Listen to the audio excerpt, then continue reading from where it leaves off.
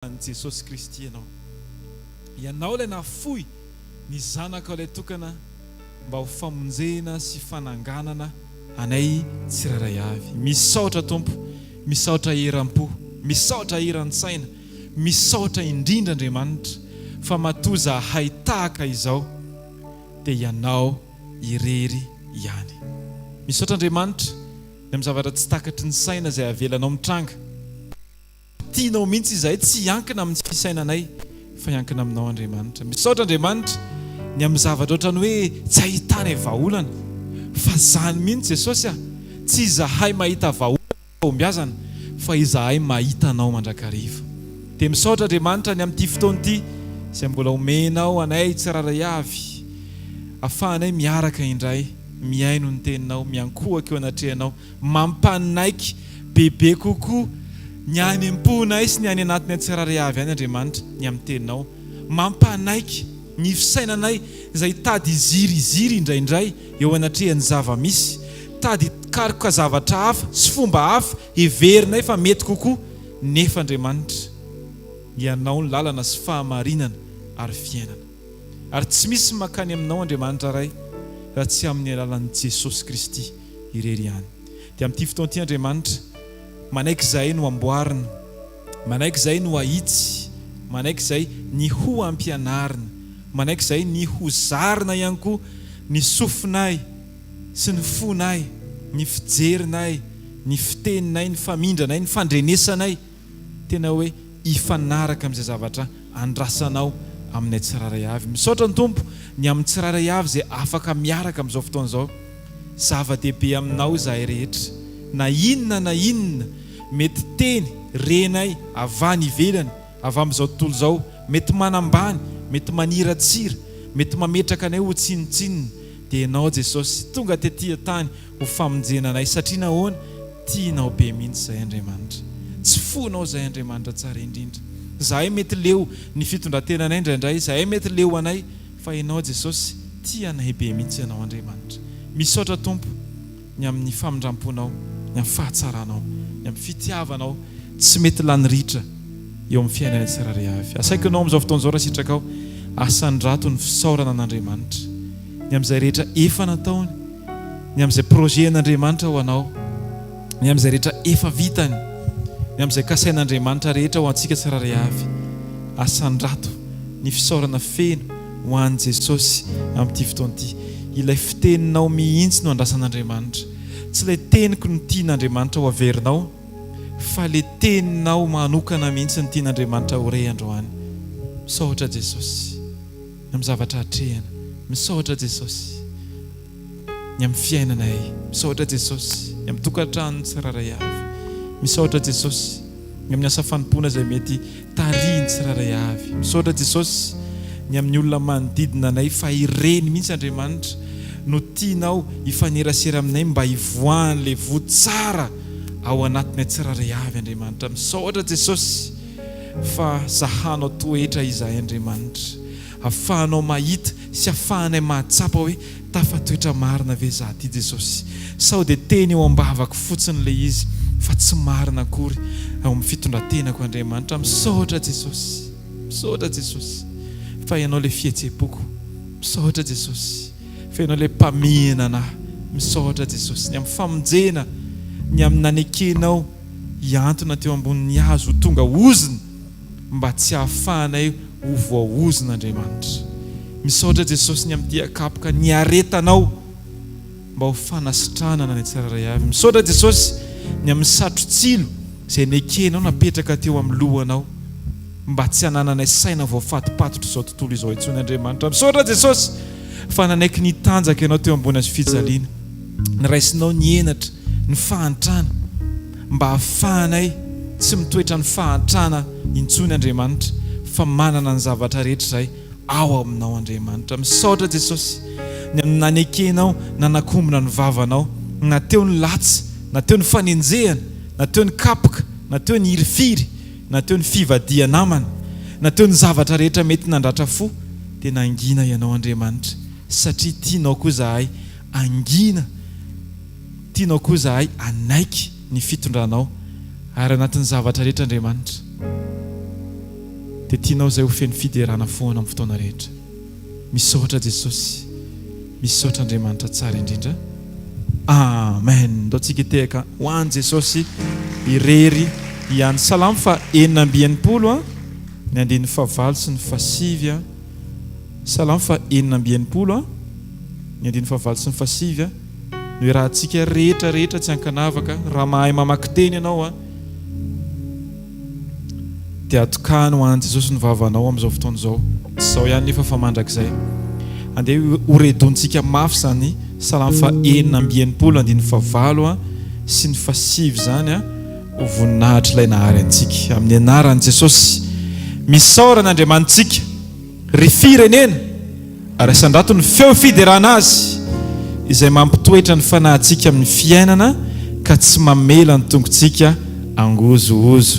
Amen. Amen. Androany Andriamanitra dia zao manapa-kevitra izahay fa raha mbola misy fofinaina eo amin'ny orinay Andriamanitra dia tsy hisy hetsika hafa ataonay ankoatra ny fisaorana. Misaotra Tompo amin'ny zavatra rehetra. Asandratray ny tananay Andriamanitra ho mariky ny fisaorana, fankalazana ny anaranao. Fa tena mety be mihitsy ny Jesosy ny fitondranao amin'ny fiainanay. Mety be mihitsy, tena mety ary tena tianay Andriamanitra. Tianay ny fitondranao ny fiainanay tsirairay avy Andriamanitra. Tianay aran-kasitrahanay Andriamanitra. Faly be zahay Jesosy satria ilay mahay mitondra indrindra mitondra amin'ny fiainanay tsirairay avy Andriamanitra. Velom-piderana foana izahay isan'andro satria ianao mihitsy, ianao irery ihany na vitan'izany rehetra izany Andriamanitra. Tompo, mba hitoeran'ilay fiainana mandrakizay eo amin'ny tsirairay avy, ao amin'ny tsirairay avy, dia aoka ny vavanay Andriamanitra ho voatokana amin'ny fiderana anao isan'andro amin'ny anaran'i Jesosy, amin'ny anaran'i Jesosy. Amen. Ndaontsika tehaka ho an'i Jesosy raha sitraka ao, ataovy mafy ny tehaka ho an'i Jesosy. Alleluia. Alleluia. Ndaontsika iorakoraka mafy ho an'i Jesosy. Alleluia. Raha misy faly aoka izy ideran'Andriamanitra, aoka ianao hika mafy amin'ny herinao rehetra, amin'ny fifalianao amin'ny fonao rehetra. Alleluia. Ndaontsika anao fanekena hafakely androany. Ilaza hosay ianao ilaza amin'ny Jesosy hoe ninona Jesosy fitondranao fiainako dia safidy tokana ny hifaly ao aminao mandrakariva. Amen. Sa manao an'izany fanekena izany ve ianao?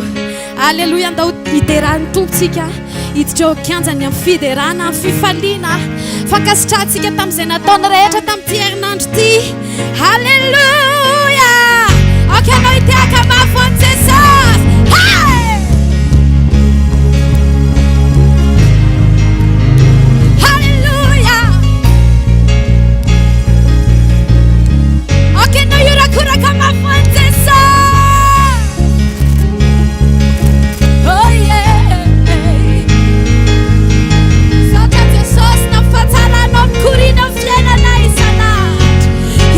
Desideras, e tchau a desideras, se mampanaias ela luvaku, nenei bendita no atonatiku, se sosi no anarani, na terra cu pangesia, nyotan panges, nyotan uni pangesia, panduvan fanzakani, fanzakaniao, vedu ni vandaini.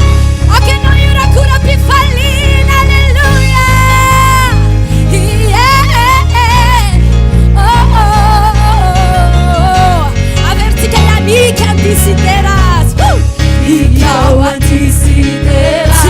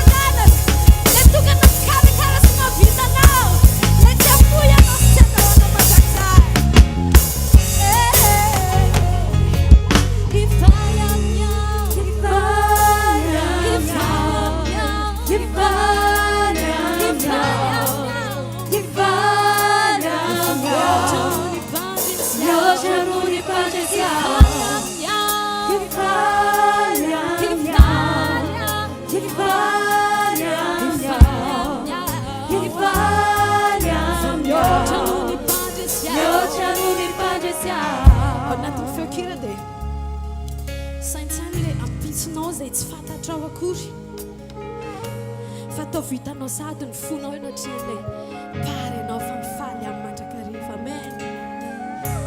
Misaotra Jesosy ny amin'ny fitantananao ny amin'ny ampitso ny amin'ny ahoavy izay tsy fantatray Andriamanitra kanefa ny ananana iantoka fefa mihoatra ny mpandresy izahay Jesosy ny fandresena dia tsy faritana amin'ny zavatra ivelany, tsy faritana amin'ny zavatra materiel, tsy faritana eo amin'ny vatanay fa ny fandresena Tompo dia ny fananana iantoka, ny fananana ilay fitsarana sy fifaliana fa mihoatra noho ny mpandresy izahay ao aminao mikioka ny fahatsaranao isan'andro. Fitiavanao Jesosy tena hoe mombanay, fitiavanao Jesosy mamoky anay vao miratra ny masonay dia izaka tsaranao Andriamanitra lehibe mahery fitiavana ianao mpanangana rehefa taiza moa izay Tompo tany amin'ny lala indrindra, tany amin'ny ratsy indrindra, tany izay misy tonao amin'ny fahazavanao mahagaga ary isan'andro dia tsapanay izany fitiavanao izany misintona anay foana iazava tsy amelanao izay ho tenao raha tsy mazava tahaka mitavona fa mihoatra noho ny mpandresy mihoatra noho ny mpandresy mihoatra noho ny mpandresy mihoatra noho ny mpandresy mihoatra noho ny mpandresy mihoatra noho ny mpandresy mihoatra noho ny mpandresy mihoatra noho ny mpandresy velo ny fandainao velo ny fandainao velo ny fandainao velo ny fandainao velo ny fandainao velo ny fandainao velo ny fandainao velo ny fandainao velo funinaita velo funinaita velo funinaita velo funinaita velo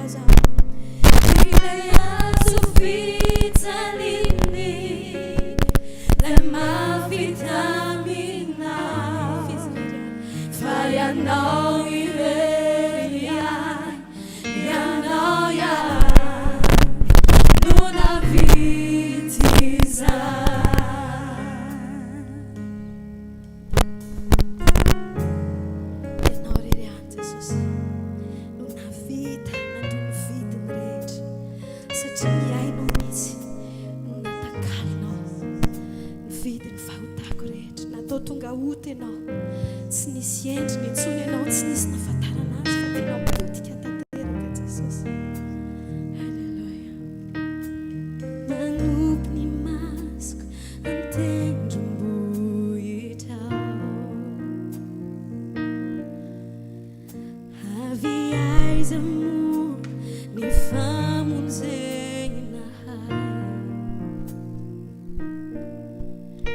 ilay mpanjakany voninahitra nandony vidiny obay nyosondra tao Kalvari.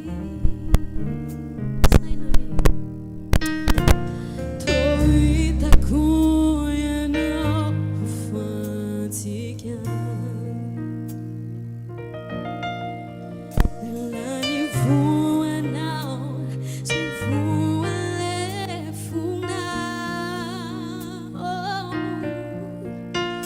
nosatroatsy nororanako natatsinotsinoa maty hoay tao Kalvari.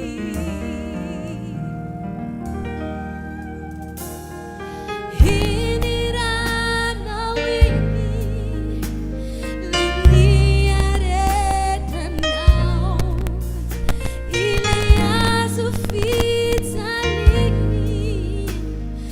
mafitaminao fa ianao irery ihany ianao ihany no navity izany. Lao irentsika ihany iny ranao iny le niaretanao vito hiniranao ini le niaretanao ilay azo fitsaliny te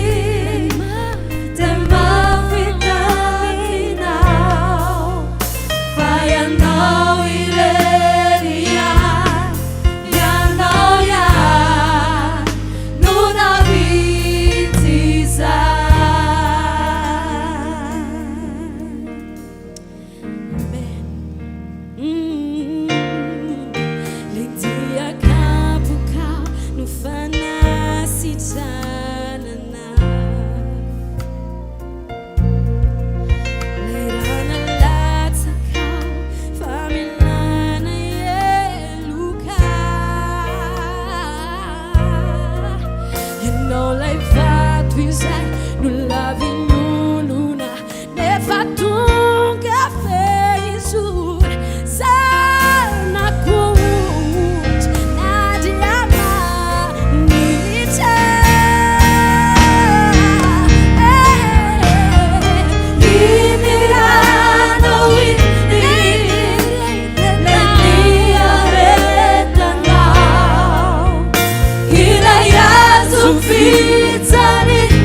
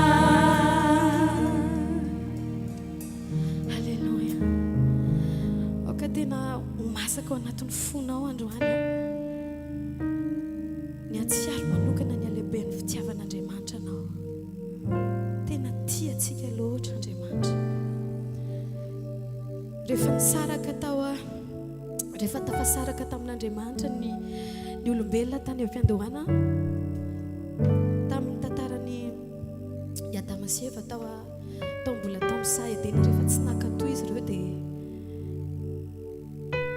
voatery nasoron'Andriamanitra tao Edena dia nagaga be anaty amin'ny toe-pon'Andriamanitra dia zao efa ilay olona efa tsy nankatoy dia efa tafavoaka tany fa Andriamanitra indray tsy nazaka fa mbola nitady moyen izy irécupérena satria na ilay tian'Andriamanitra récupérena tao rehefa niala tao amin'ny sa Edena izy ireo tsy afaka ny fanerasera intsony satria Andriamanitra mihitsy ny midina ao an-tsaha miresaka amin'ny Adama dia izay communion izay fon'Andriamanitra tsy mety amin'ny fiainan'Andriamanitra tsisy anao tsy mety aminy hoe tsy tafakambana aminy ianao dia izy indray no mitady solution ahoana ny ataoko mba ahafahako indray mamerina ilay zanako eo atratrako androany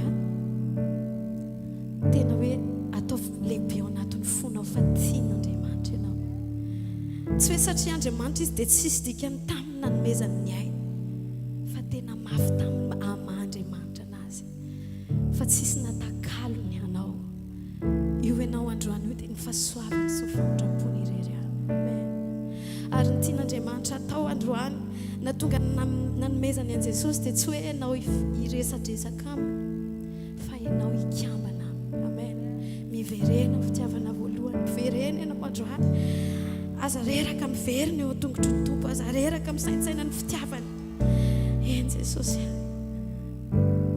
aza velanao varena izay tompo aza velanao isafidy izay tsy nomanina ho anay tompo aoka ho tonga foana eo amin'ny volonté parfaitenao ny tongotray ny tananay ny fisainanay ny fonay Jesosy aterinay ho anao ny fonay ny fanahinay Jesosy tsy te hipetraka eo midingany fitsidika ny fanatrianao fotsiny intsony izay fa te ho zanaka ao ilay mamy ny fonao ilay ilazanao hoe moa feniko amin'ny Abrahama ve izay ho ataoko tianay tompo mba ho izany tsirairay avy ho tafakambina tanteraka aminao ho iray aminao Jesosy halleluja Andriamanitra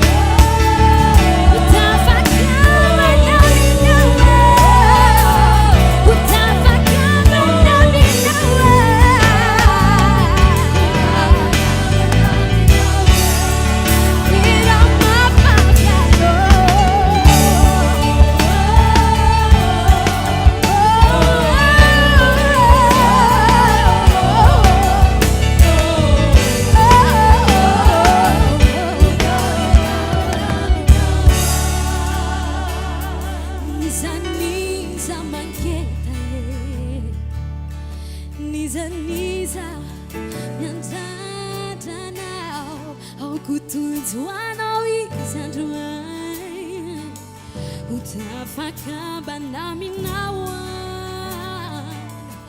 itanao netayetani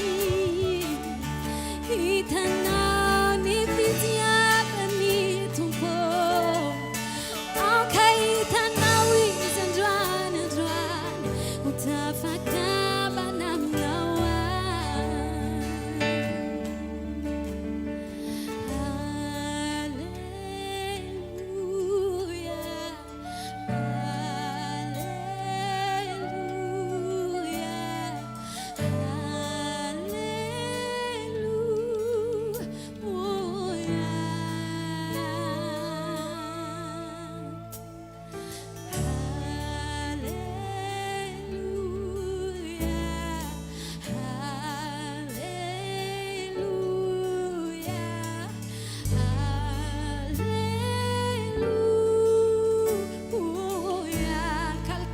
tsara indrindra avy any aminao avoay dia aoka ianao hira alleluia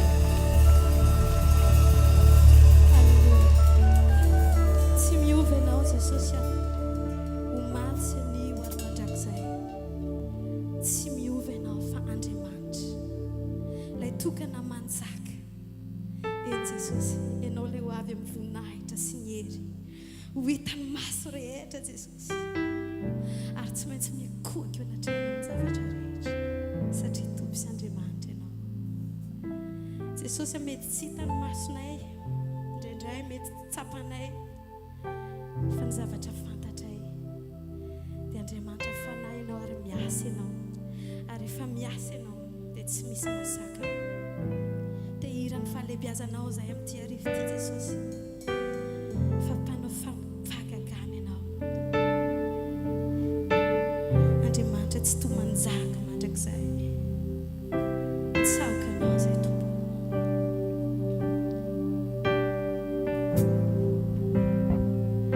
hidro ami mity mankalazana miantura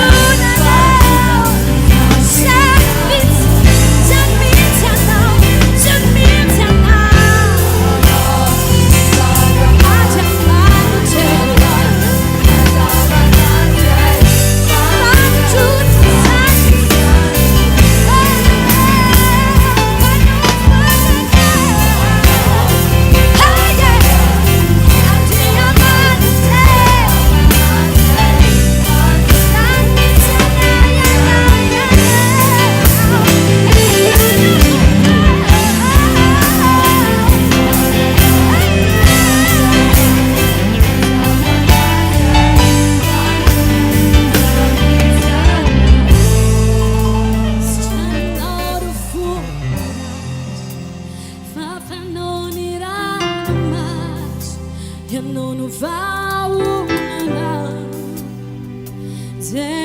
Jesus, streaming out of full eyes. Fafanoni ranomas, yano no fabulana, yano topo, zay mais yano, zay mais yano, fantunano, fanontronana, zay mais yano, zay mandriamanitra, zay mais yano. Tsy misy mahavita ny vitan'i Jesosy ho anao. Fanontronana, zay mais yano, Alpha sy Omega, Alpha sy Omega, Alpha sy Omega, Alpha sy Omega, Alpha sy Omega, Alpha sy Omega, Alpha sy Omega.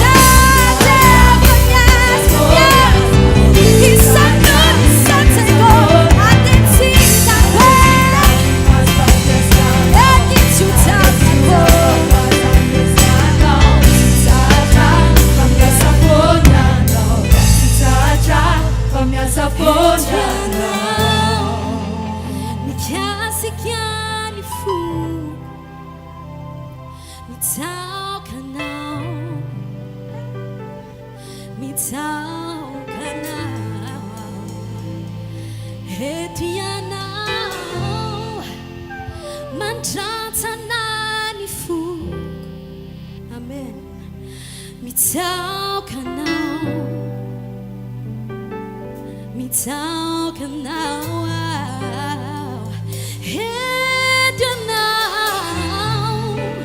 Manambotan toetrako,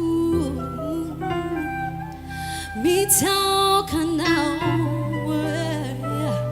mitaoka anao, ety anao, manokatra ny masoko,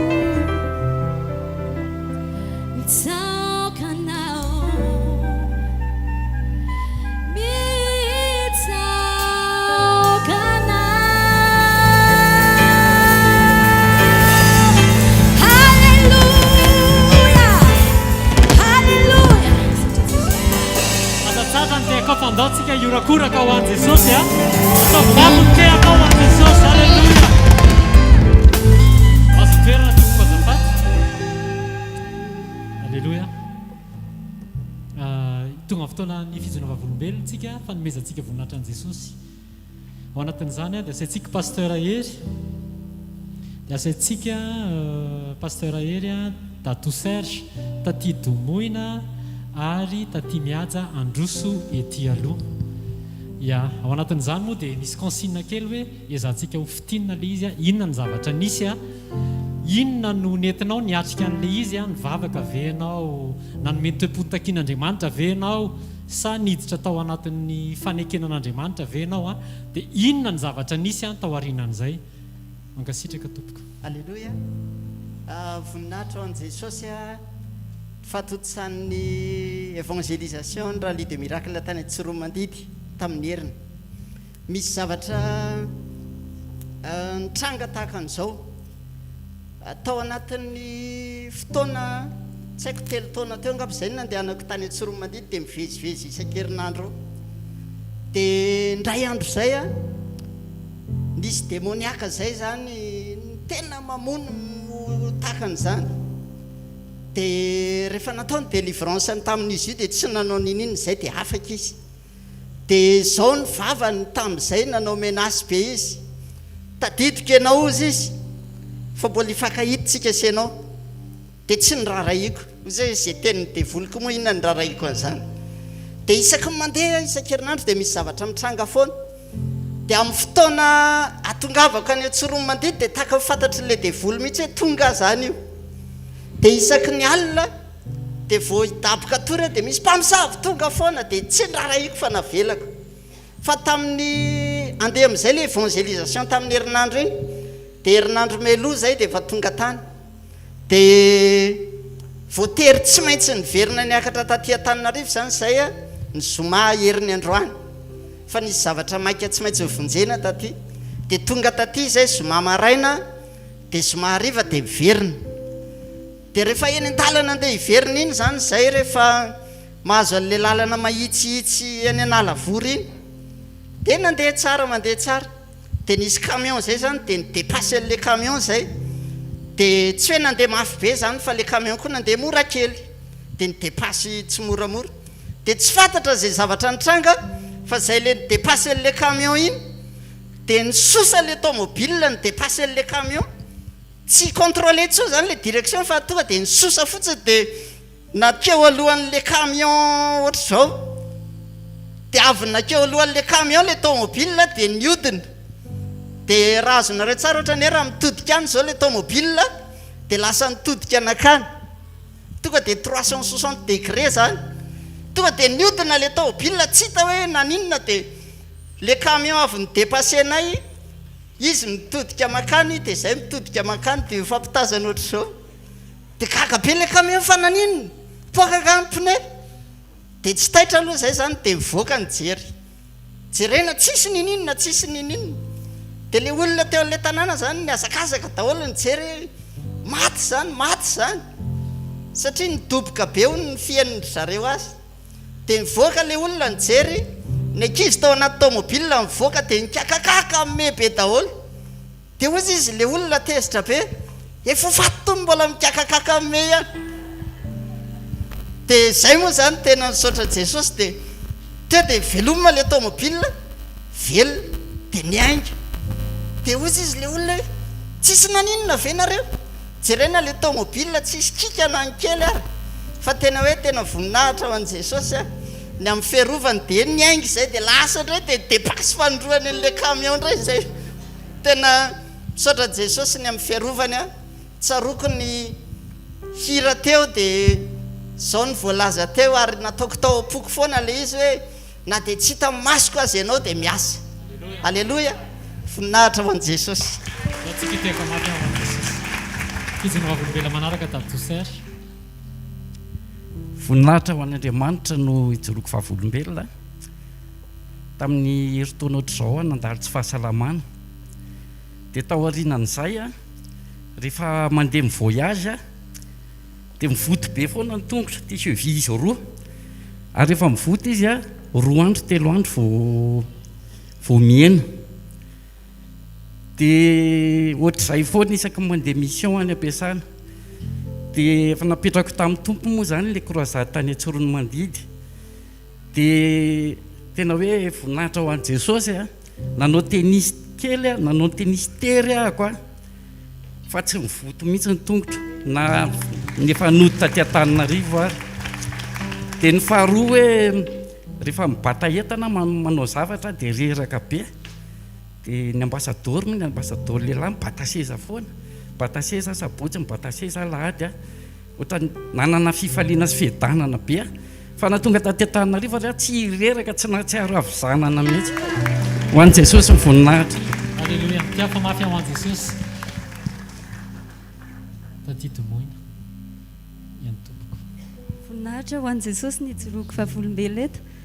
Nisy fotoana zany tamin'ny février iny, ohatra ny hoe tratran'le aretiny io, dia nena moa zany ny zavatra fantatro dia hoe Jesosy dikapaka tamin'i Jesosy manasitrana ny aretina rehetra, dia sitrana soma tsara moa zany iny fa après an'izay zany ohatra ny hoe misy efehany zany, dia le devoly zany teny hoe io ary le efehany, dia nisy voto be teto amin'ny tendako teto zany nisy fivotosana, dia ohatra ny hoe izay zao le aretina le mbola tsy mpahazo anahy mihitsy ny hoe idina ary ty aretina hafahafa ty, za zany farak'izay tsy tia hoe operena zany, dia ny zavatra nataoko tamin'iny fotoana iny zany dia dikapaka taminao Jesosy manasitrana ny aretina rehetra, dia nandritra ny herinandro teo zany, dia nisy fotoana teto tsy mahariva, dia tsy tadidiko tsara le izy fa tamin'ny tsodrany farany tamin'le resaka farany hoe semaine ny 4 mars. Semaine ny 4 mars. Oui, satria niraisiko tatsy le témoignage dia nisy an'izay teny zay teny pasteur hoe be da be ny zavatra nyteneny teo fa ny hoe misy fivotosana ozy izy anjavona, dia niraisiko le izy dia teny an-dalana tsy haiko hoe firy andro taoriana tsy tadidiko akory hoe afaka le izy. Voninahitra ho an' Jesosy. Tsikiteka mafy ao an' Jesosy. Alleluia. Taty mihatsy. Zavatra anankitelo no hijoroany vavolombelona. Ny voalohany ny arovan'i Jesosy azy natao anatin'ny andro tsy fahalalana azy. Faharoa nanana etaeta izy ny hoe tena hoe eo namarina an' Jesosy, dia ny fomba namalian' Jesosy an'izay etaeta izay, ary fahatelo ny kasihan' Jesosy anazy tao anatin'le teny hoe vehivavy manaiky ny vadiny. Eny ary tompoko. Voninahitra ho an'Andriamanitra no hijoroako vavolombelona eto ataoko le faharoa le netsony Jesosy anazy sy ny natongavako tato amin'ny tato zany. 10 taona lasa efa namaly ny antson'Andriamanitra, reko hoe nisy antson'Andriamanitra taty amin'ny fiainako zany, dia namaly aho hoe vonina hijoro vavolombelona sy hijoro an'Andriamanitra, maly ny antson'Andriamanitra. Dia tena nanompo nandeha tamin'ileo fanompoana tamin'ny fahatakarana zany sy hoe le napetraka Andriamanitra tato anaty, dia nafanafotany amin'ny fiangonana nisy dia tena ohatry ny hoe niaro be an'le finoana ara ny sarotiny be, dia nitandrina be mihitsy tamin'izany raha vao toriteny hafa koatran'izay toriteny efa hoe ao amin'le fiangonana zany, dia tena hoe tsy mieno tena tonga dia asoroko hoe sao dia hitarika amin'ny fampianaran-diso zany, sao dia hitarika na hoe lasa mpiova finoana na le izy. Dia efa tao anatin'izay nefa ny ao amin'le asa le netsony tompo zany, dia ohatrany hoe mangetaeta be foana hoe tena mila mahafantatra an'Andriamanitra misimisy kokoa, mila mahalala ny tena hoe sitrapon'Andriamanitra.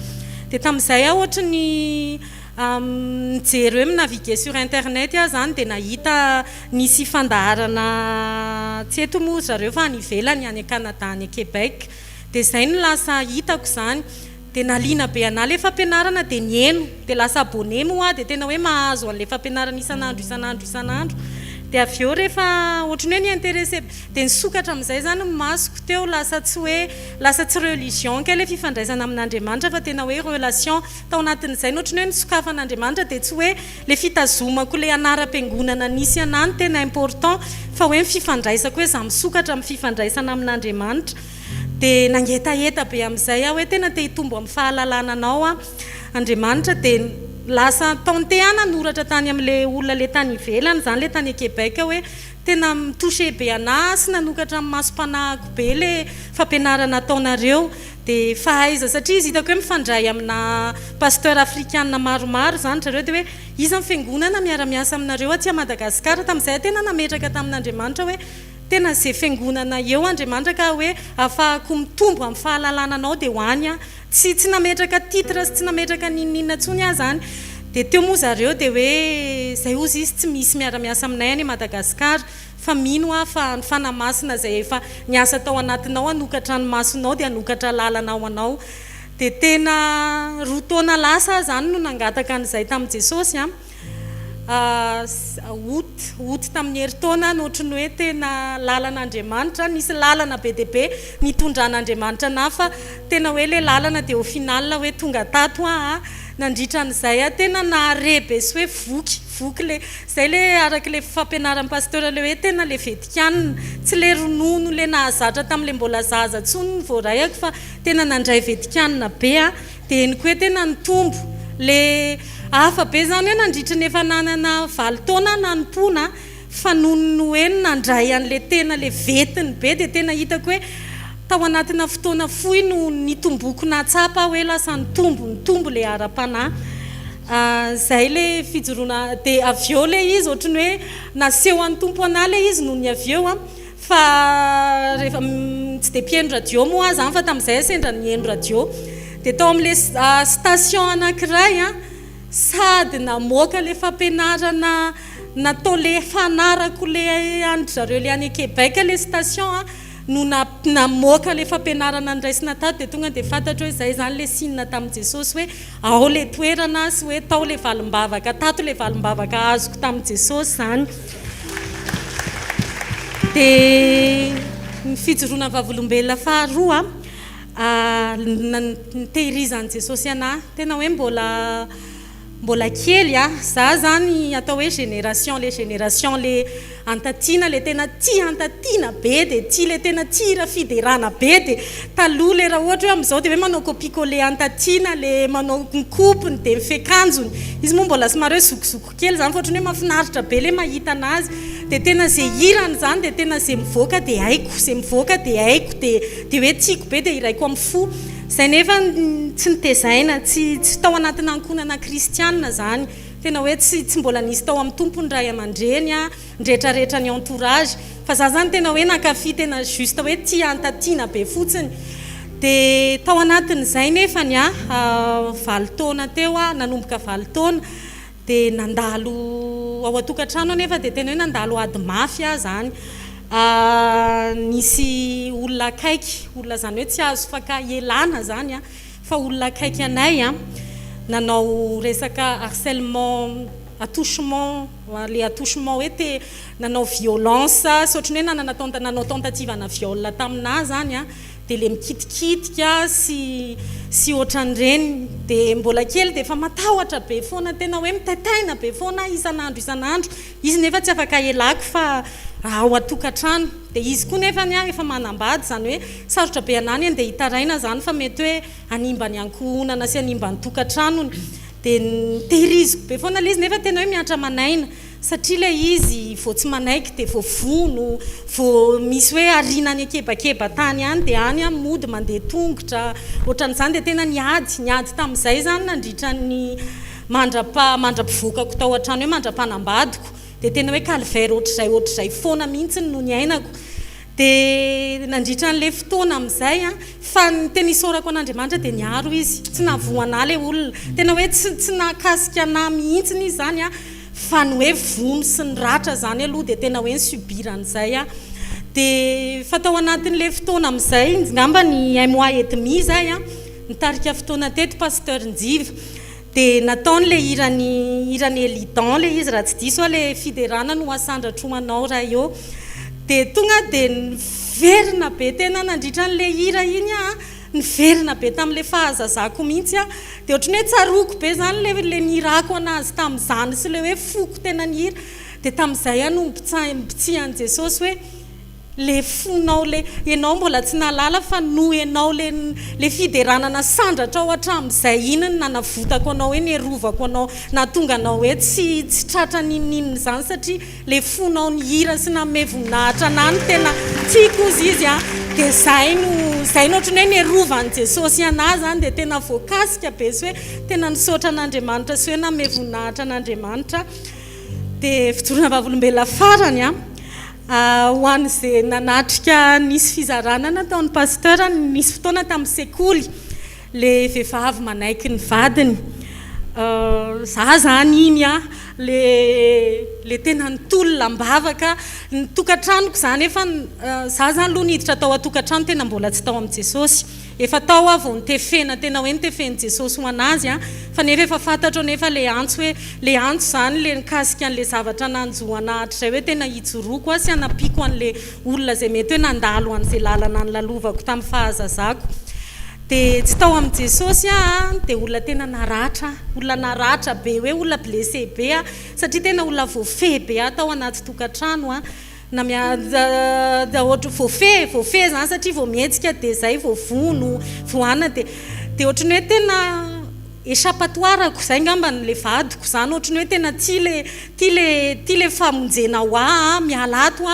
mandeha manambady dia afaka ny calvairako zay no sensation zay zany ohatrany hoe nandraisako an'le anambady dia niandro zavatra be tamin'le vadiko mihitsy tena hoe ohatrany hoe niratra rehetrarehetra netiko hatramin'izay zany dia niandrasako an'le vadiko daholo ny anasitra anazy dia olombelona moa le vadiko dia tsy feno n'le izy dia lasa nisy an'le ratra be amin'izay dia teo amin'izay zany no lasa nisy anatin'le teny zany no hoentinao hidirana hoe amezana vonatran Jesosy dia tao anatin'izay lasa nisy distance be entre anay mivady dia teo amin'izay zany androso izy lasa nijanona teo atenatenany dia nisy amin'izay le fotoana le tsy maintsy nandray nisy fivorim-pianakaviana tao aminay dia tsy maintsy andray vahiny zahay dia eo amin'izay zahay efa nanokana ny tokantrano an'Andriamanitra efa nanamasina ny tokantranonay ho an'Andriamanitra dia teo amin'izay zany le hoe vahiny tsy maintsy apiditra zava-pisotro dia teo le nangataka tamin'i Jesosy hoe tena ahoana ny fomba anekeko an'izany zahay efa nanolo tena ho an'i Jesosy nefa tao tokantrano tsy maintsy idirandry zareo zany le vadiko koa izy zany lasa nakaparti hoe tsy hoe rehefa reo ny avako dia bon ianao no mila mahazaka fa zareo reo dia tao anatin'izay no nitenen'ny pasteur moa nanantona ny pasteur Rodolphe dia izy no niteny anao hoe arsoy amin'ny anaran'i Jesosy le toka tena arsoy amin'ny anaran'i Jesosy dia omeo zareo dia diovy madio ny fonao dia tena nataoko nadio ny foko nasoroko daholo le sakana barage rehetrarehetra zany fa nipetraka tamin'le hoe ianareo vehivavy maneke ny vadinareo dia nanaiky tena hoe ho an'Andriamanitra nanekeko an'le izy zany dia nataoko le izy voninahitra lehibe aloha fa tsy niteny zahay fa le olona ny tonga dia nahatsiaro tena dia tsy nisotro tao ataty tranonay fa teny atokotany zareo teny anjaridaina ary zareo no nitokotoko kely dia teny no nisotro dia avy eo voakasika le vadiko tena hoe voakasika izy nahita le soumission ako izy zany dia voakasika izy na fifandraisanay ara lasa niova zany amin'izao tena hoe niova lasa souple be izy lasa attentionné be mihitsy izy dia voninahitra ho an'Andriamanitra tsika itehaka mafy amerina ny voninahitra ho any amin'ny Jesosy rery izy no ambadika zany rehetrarehetra zany manasa ny mpanompon'Andriamanitra tompoko alleluia no motsika itehantanina mafy be eo am'mpanjaka ny mpanjaka sy tompony tompo fa fantatrareo hoe fa Jesosy anie tena tiatsika raha ny fitiavan'i Jesosy atsika dia tsy azo ny sain'olombelona hoe eritreretina ny fanompona tsy zavatra ivelany tsy fombafomba mpivavahana rehefa tafiditra ianao anatin'ny hoe mbola misotro toka amin'ny vadinao nefa izy tsy mino dia zay le tao hoe zioka tsy zaka fonao maratra hitan'Andriamanitra ny attitude anao hoe mafesatra be aminao le zavatra mitranga fa ianao tsy afaka hanapaka ao an-trano androka amin'ny fianakaviam-badinao tsy sotro toka ao an-trano rehefa tafiditra le izy le vesatra ao anatinao mampirisika anao hivavaka tsy amin'le toerana mangingina zay le hoe mandroso tokan-dranomaso tsy tianao le izy fa ataonao le izy ho an'Andriamanitra dia rehefa arotsaka amin'ny anaran'i Jesosy iny angidy eo ambavany amen tsika miditra eo midinga ny sekoly ny finoana mampiatra ny tenin'Andriamanitra anova ny zavatra rehetra ho voninahitra Andriamanitra mino fa be dehibe ny olona eto androany ariva hiasa mahery ao amin'ny fiainanao Andriamanitra alleluia tiafa mafy be ho an'ny tompo ndao tsika hivavaka hiditra amin'ny tenin'Andriamanitra avy hatrany Andriamanitra raiko amin'ny anaran'i Jesosy misaotra ny amin'ity fotoana androany ariva ity makasitraka ny amin'ny vavolombelona zay niasanao mahery teo amin'ny fiainan'ireny zanakao tsirairay avy reny mampahery anay reny eo ny tananao niaro amin'ny pasteur hery teny an-dalana teo ihany koa ny tananao niditra tsehatra nanaisotra ny fivitosana ho an'izay marary rehetra ka nisy an'izany fivitosana zany lasa afaka nandeha lavitra manao mifanompona amin'izay tonton serge satria tianao izy atanjaka anompo anao mandrakizay takizany ko le ranabavy atao hoe domon'Andriamanitra nesoronao sy nanjavona teo amin'ny tenany le fivitosana nanelingely azy tsy nila fandidiana fa ny tananao nanaisotra azy makasitraka raiko mendrika ianao ho anao fiterana sy fankasitrahana mandrakizay vavaka eto anatrehanao Andriamanitra andro any arivo aoka ny tsirairay avy koa zay tonga eto tahaka ny vavolombelony taty mihaja ihany koa niseho ny voninahitra eo rehefa nanaiko fantsompanetretena teo anatrehanao izy amin'ny ty takarivo ty sokafo masom-panahy ny tsirairay avy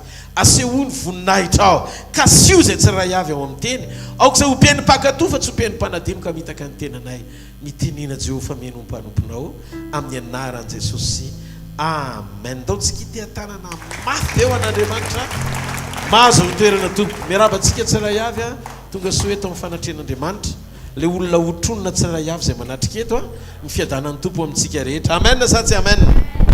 Matthieu toko fa 7:20 manomboka amin'ny 9:20 ka hatramin'ny 9:20 amin'ny anaran'i Jesosy.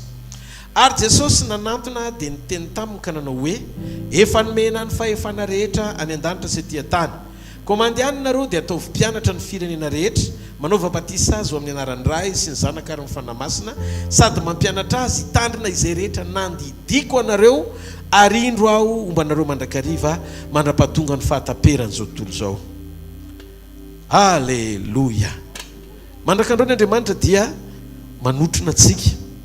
Naseko tamin'ny fampianarana atao anatin'ny sekoly nandritra ny inherinandro lasiny hoe ny fahafahatsika mifankahita midingan'ny voninahitra sy ny fanotronan'Andriamanitra. Dao tsika tsy haintsony na iresaka an'izay fampianarana tany amin'ny lasa mikasika momba ny hoe etsika Andriamanitra mivantana amin'ile tsona hoe Shekinah glory ohatrohatr' zany. Aloha tsika hoe Shekinah le izy ninona fa tsy voatery ho marina koa hoe zay ny dikan'le fanotronan'Andriamanitra. Fa ny fanotronan'Andriamanitra dia adikatsika amin'ny teny tsotra fotsiny na amin'ny teny frantsay io na amin'ny teny anglisy iny hoe divine assistance na hoe l'assistance divine na hoe fanontronan'Andriamanitra. Itsika dia natao hisitraka n'izany fanotronana zany eo amin'ny fiainantsika. Mba azonareo very koa ve fa nipitazana ny laza fa potika amin'ny fiaran'ny pasterery fa rehefa notronina izy fasafasa amina camion fa nanitsaka frein le camion dia tsy voadona izy aloha voalohany indrindra fa agagana le nidona be tsy fantatra eo fa matony naneno mafy be le izy dia mety tena nisy zavatra nitranga tao fa nisy nietsika Andriamanitra nanotrona amin'ny alalan'ny anjeliny dia tsisy faty naloza nitranga fa narovana amin'ny mpanompon'Andriamanitra. Ndao tsika ity tanana mafy be ho an'Andriamanitra miaro ny mpanompo. Alleluia. Zavatra anankiray tena anisan'ny mahasarym-piaro an'Andriamanitra ary mahatonga azy manantitrantitra foana ny fiangonana dia ny resaka fampianarana. Rehefa diso ny fampianaranao dia diso ny vavakao, diso ny finoanao, diso koa ny fandehananao hoe hoaiza aoriana zao fiainan'izao. Zay ny mahasarotony an'ny tompo amin'ny zavatra toriana. Tsika tsy natao hiaino angano mahafinaritra. Misy zavatra toriana ohatry ny mety sy mahafinaritra eken'ny saina sy ny fo tsy andresy lahatra anao ny tandrotsika hoe mety aminao zay zavatra toriana. Fa le fahamarinana avy amin'Andriamanitra iainanao dia hiotazanao le vokatra mitovy amin'le dingana anambaran'Andriamanitra azy mihitsy. Amen sa tsy amen. Ndao ny tsika hijery kely eto ny tenin'i Jesosy. Ozy Jesosy hoe efa nomenao izy ny fahefana rehetra ny an-danitra sy aty an-tany. Feno ny fahefana vao maniraka anareo dia mandehanareo izy dia ataovy mpianatra ny firenena rehetra. Ataovy mpianatra izy ny firenena rehetra manaova batisa azy ho amin'ny anaran'ny Ray sy ny zanaka sy ny fanamasina dia mampianatra azy ozy izy hitandrina ny fampianarana dia mametraka ozy izy Jesosy ndana mampianatra azy hitandrina zay rehetra nandidiko anareo ary indrao mbanareo mandrakariva mba ra-pahatonga ny fahataperan'izao tontolo zao. Ny fomba an'Andriamanitra dia misy ifandraisany amin'ny fanekenao hijoro ampianatra an'izay zavatra nasainy nandidinanao ho ampianarina. Ndao tsika tsy voana amin'ny zavatra sain'Andriamanitra tosika. Andriamanitra rehefa mandidy izy hoe zao ampianarina dia izay zavatra saina ampianarina. Ato anaty baiboly tsisy resaka mihitsy ny hoe mandanonareo mampianatra momba ny ampianarin'ny olona ny fomba hanetsehana anjely. Teo anatin'ny fampianarana zany ny fanetsehana anjely. fa ny fampianarana de izy hoe ampianarana ny olona arak'izay hitandrina zay rehetra misy zavatra tandremana zay le fampianarana zany a maniraka anao izy anaitra ny olona misy zavatra tandremana. Ino le zavatra tandremana? Ozy izy hoe zay nandidiko anareo. Mampianara azy ny fitiavan'Andriamanitra. Didim-pitiavana no hitako anaty baiboly zao ny didy omeko anareo, didim-pitiavana. Ampianara ny olona mitory manambara amin'ny olombelona rehetra ny fanjakan'Andriamanitra. Halleloja. Dia miteny ihany koa izy mandidio izy fa akaiky ny fanjakan'ny lanitra.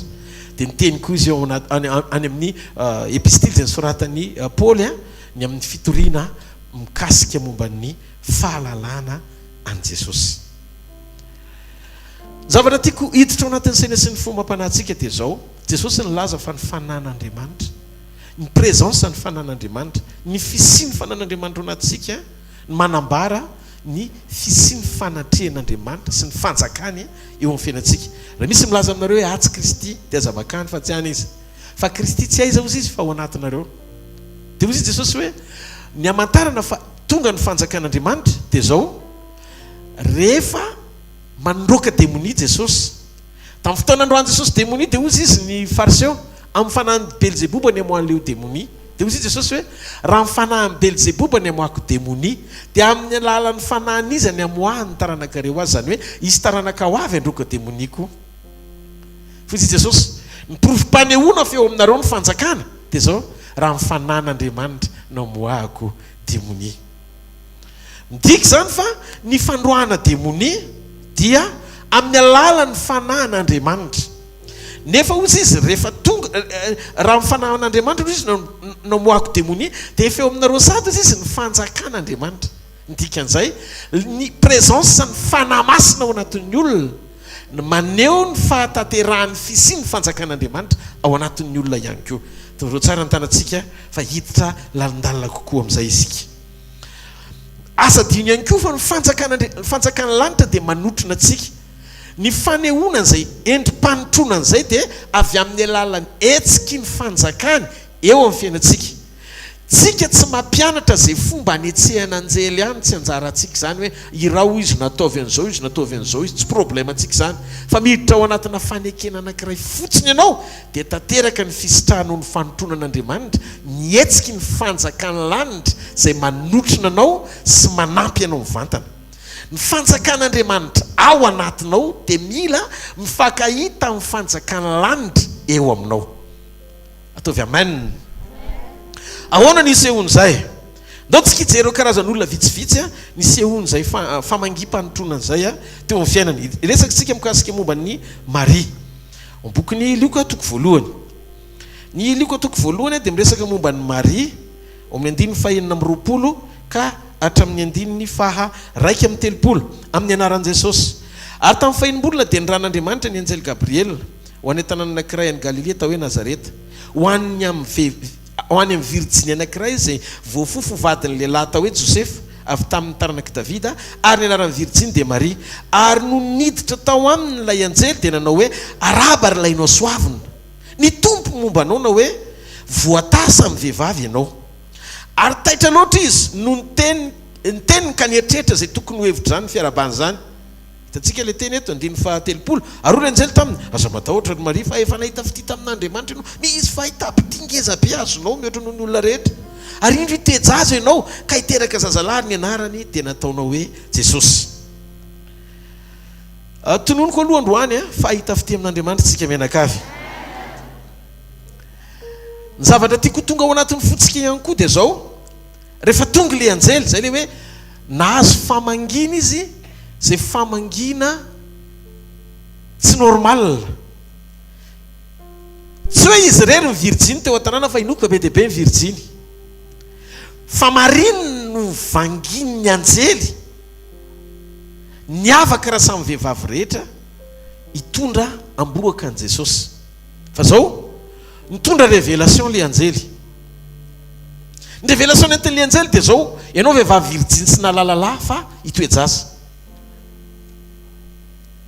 Hitanareo misy karazana révélation personnelle. Raha nijoro Maria hoe bevoka izy nefa tsy nahalalalahy dia tsisy olona ino azy ny manodidina azy. fa izy nazo an'le teny ho anazy manokana iny ary le izy tsy verina indrotsony fa izy rery ny tenen'Andriamanitra n'iny. Raha misy zany milaza fa nitovy ka amin'ny Maria dia Maria santoko zany satria ho anazy iny. Misy famangin'Andriamanitra, ny fanotronan'Andriamanitra dia afaka mahatonga ny olona anankiray hifankahita amin'ny antom-pisiny izay tsisy ifandraisany amin'ny hafa. Tsy afaka ianao ampitany fiainanao amin'ny hafa aorianany fotoana tena iaonanao amin'Andriamanitra. Tsy manam-potoana tsony ianao henon'ny olona satria ny zavatra voarainao tsy hinon'ny olona. Misy tombontsoa omeny ny fanotronana antsika. Misy lalana iainanao raha tantarainao amin'ny olona dia tsy mino izy satria tsy iainany. Ary zay ny ratsy ao anatina fampitana, na ianao diso kajy na ianao diso fijery na ianao hitsara diso, satria tsy voatery hifanaraka amin'ny kajy ao anatin'ny sainao ny fomba hitondran'Andriamanitra amin'ny fiainan'ny olona tsirairay avy, indrindra ny fandrosoany olona io ara-piombonany amin'Andriamanitra. Ndao tsika hijery ka anankiray indray amin'ny testamenta taloha. Testamenta taloha dia manambara amintsika olona anankiray atao hoe Elisa, manjaka faharoa toko fahaenina ny 5:10 ka hatramin'ny 5:7. Ary rehefa mifomaraina koa ny zatovy ny lehilahy n'Andriamanitra ka nivoaka dia fantatra aloha mpanaraka ny Elisa fa Geazy. Dia indreo nisy miaramila soavaly ary kalesy manodidina ny tanàna, zany hoe soavaly chariot manodidina ny tanàna. Dia io ilay zatovy tamin'ny indry izy tompoka ahoana no ataontsika, zany hoe tehiteny izy hoe ho viravray miaramila sy ho fatitsika. Ary Elisa aza matahotra fa ny momba antsika dia be noho ny momba azy. Ary Elisa nivavaka hoe Jehovah mifona aminao ampahirato ny mason'le zalahy ty mba hahitany. Masony mba hahitany. Ary Jehovah nampahiratra ny mason'le zatovy ary dia nahita izy ka indro ny tendrombohatra feno soavaly sy kalesy hafa manodidina ny Elisa. Dia nidina nakany amindreo ary Elisa nivavaka tamin'i Jehovah ka mifona aminao ataovy majambeny ireo olon'ireo ary dia nataony majambeny ireo araka ny tenin'ny Elisa. Eto le tena ilana fahendrena be mihitsiny ao anatina fampianarana sy teny zaraina. Ahoana no mahatonga milaza an'izay hoe ilana fahendrena be mihitsiny? Ny fivoana ny zavatra anankiray raha oharina amin'ny fitranga sy ny fisehoan'Andriamanitra amin'izao ny faran'izao dia elanelana kely fotsiny. Daso fa asehoko anareo izay famarinana momba an'izany. Andriamanitra dia miasa ao amin'ny tontolo mihoatra lavitra no ty hita maso sika ity. Zany hoe mihoatra noho izay azontsika heverina na sainina amin'ny dingan'ny voninahiny satria Andriamanitra afaka mibaiko ny fisiany voary tsy hita maso. Andidina anao manoloana ny fisianao hita maso. Za zao ndo nariva mahita antsika mivoaka eto amin'ity toerana ity miaraka amin'ny fatokiana ara-panahy satria ao anatin'ity teny sy fanambarana ity dia anapahatsapany ianao ny asarobidy ny fomban'Andriamanitra sy ny fanotronana ianao tsy marety aika ao an'Andriamanitra. Amin'ny anaran'i Jesosy Kristy avy any Nazareta. Za mino fa takarivam-pamangin'Andriamanitra anao androany, amen. Ary amin'ny tontolo ara-panahy dia misy zavatra roa mamaritra ny laharanao, amaritra ny ahavondingana sy ny fahitana ao anatinao, anananao fiombonana amin'Andriamanitra sy matotra eo ampanontonan'Andriamanitra. Voalohany ny fanananao fanambarana marina. Ny fanambarana marina dia tonga ny finoanao tsy ho voahozongozona mandrakizay amin'ny fijoroanao amin'ny fiarahanao amin'ny Jesosy. Ny fanambarana marina na ny révélation dia fatakarana ara-panahy vokatra avy amin'ny fahamarinan'ny teny izay voarainao avy amin'Andriamanitra. Ary eo amin'ny ara-panahy dia misy tontolo hafa mihitsy amaritra ny fiarahanao amin'Andriamanitra mifandraika tamin'ilay fomba ny tenenany aminao sy ny teny izay nilazainy taminao. Ny amaritra n'ilay fahafahanao manokana hisitraka an'izany dia ny fanananao etaetan'Andriamanitra isan'andro. Etaeta mpanolora-tena manantona n'Andriamanitra bebe kokoa, milomana ao amin'ny tenin'Andriamanitra sy ny fahamarinany. Ny tsy fahalalantsika na ny tsy fahafantarantsika ny marina momba an'i Jesosy dia sakana anankiray tsy ahafahantsika tena misitraka ny tsara rehetra avy aminy. Na dia miezaka ny vavaka mafy ary tsika ninona mety ho endrika ety ivelany ataontsika anatratrarana an'izany dingan'izany dia tsy ho tonga amin'izany ianao raha tsy manana etaeta misokatra manokana ahalala ny marina avy aminy. Rehefa tsy ny marina ny tonga fanambarana voarainao ao anaty fa mifangaron'le fomba fisaina sy fomba fijery maha olona voafetra dia horeraka ihainao satria tsy afaka ny aina sisitraka n'ilay zavatsoa avy amin'Andriamanitra mihitsy, satria ny Andriamanitra tia hanatrika anao, tia haneo aminao ny présence na tsy hitany masonao azy izy, tia hanotrona anao izy, hampahitanao reo zavatra tsy takatry ny saina rehetra, ara-pombana tonga ny fiainanao iaina ao anatin'izay atao hoe fahombiazana amin'ny fanompoana azy. Fa satria tsy mahanatanteraka an'izay tsika vokatry ny tsy fananantsika n'ilay tena fanambarana marina, dia mivembena ny finoana ao anatintsika. Androany ariva izay problème na mivembena ara-pinoana izay afaka amin'ny anaran'i Jesosy Kristy avy any Nazareta. Rehefa mitombo amin'ny fanambarana tsara tsika dia miakatra ihany koa ny dingan'ny voninahitra isehoan'Andriamanitra eo amin'ny fiainantsika. Nahoana? Mila resy lahatra isika, manaiky anova fomba fijery, hiditra ao anaty fanekena, amantatra sy alalan'Andriamanitra bebe kokoa. Tsika zany misy fotoana zao ohatra Moïse malemy fanahy mihoatra noho ny olona rehetra eto ambonin'ny tany. Numéro 12 dia manambara an'izany. Ary Moïse dia Mosesy dia lehilahy malemy fanahy indrindra mihoatra noho ny olombelona rehetra eto ambonin'ny tany. Amin'ny 19 Baiboly dia milaza Jehovahandriamanitra mihitsy no nijoro.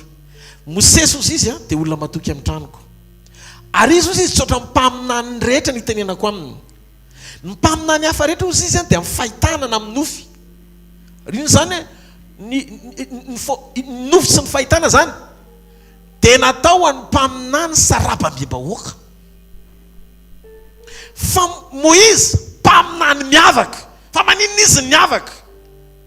Tsy noho ny faniriana ho ampiasain'Andriamanitra, fa noho ny toe-pahamarinana ananany, fa izy ny malemy fanahy indrindra. Tsy izy no nijoro fa malemy fanahy, fa Andriamanitra no niteny. Hafa mihitsy rehefa Andriamanitra no niteny noho izaho mamenoty ny tenako. Ao hoe tsika.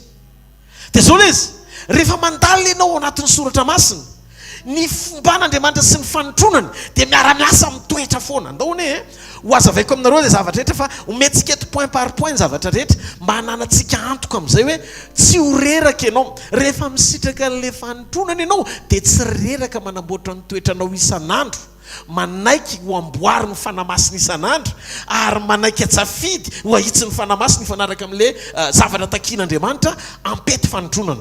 Ozy izy ny Jaona 4:2-3.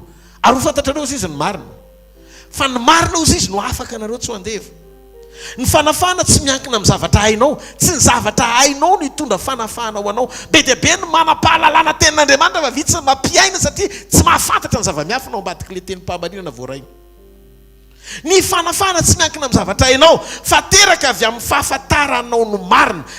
Marina fantatrao, ny ainanao no dikany hoe fantatrao, fa tsy hoe tsy voatery iainanao izay zavatra hainao.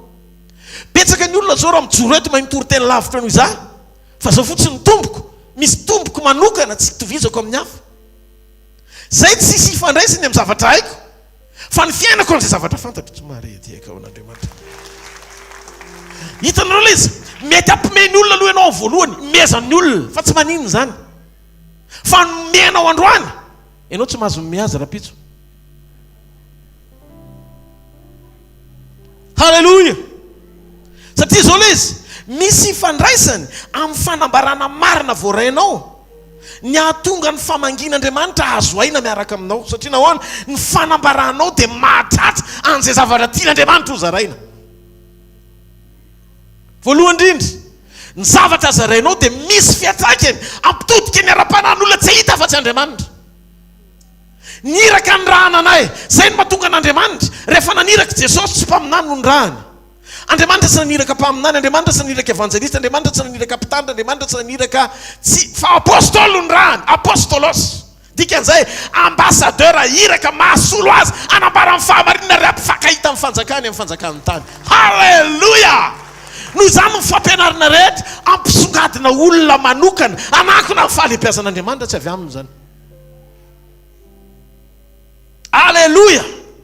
Zay no mahatonga anay sary-piaro amin'ny fahamarinana io. Ny fahamarinana zavatra zaraina dia ampisy fiantraikany eo amin'ny fiainan'ny olona hisitaka fanafana avy amin'ilay tenim-pahamarinana. Tenim-pahamarinana no mitondra fanafahana. Ao ve tsika, mora ny famangin'Andriamanitra, mora ny fanotronan'Andriamanitra rehefa marina ny teny zarainao. Faharoa, ianao dia tsy afaka no tonga any amin'ny dingana mihoatra no zay famangina voarainao avy amin'Andriamanitra. Zay famangina voarainao ihany no isehoan'Andriamanitra aminao. Zany no antony ilana ny fahaizana misafidy aloha ny namana zay hiaraka aminao. Raha hiara-dalana ihany dia aza miara-dalana amin'ny namana tsy hampitombo anao ara-panahy. Raha ohatra ianao ka miaraka aman'olona miara-dalana aman'olona tsy manana zavatra hozaraina aminao izy efa tsy tsikera. Avy miona aminy ianao dia makaly olona. Tsy dia tena mbola avo lenta loatra ny fanan'Andriamanitra amin'izay olona izay. Mbola mitoetra minofo ihany izy. Misy fotoana indray mandeha tratran'izay problème izay. Misy olona naratsy tany ambadika izany dia tsy fantatro akory. Dia zao no nataon'ilay olona, aza miaraka Pasteur Rodolphe mihitsy ianao. Pasteur Rodolphe zany olona ohatran'ny teotrany dia misy ny sasany tena mamboly fanaratsiana be fotsiny dia tsy marina. Tsy zavatra marina nefa dia tena hoe foronina ohatran'ny piesy sy na tantara teatra ilay izy.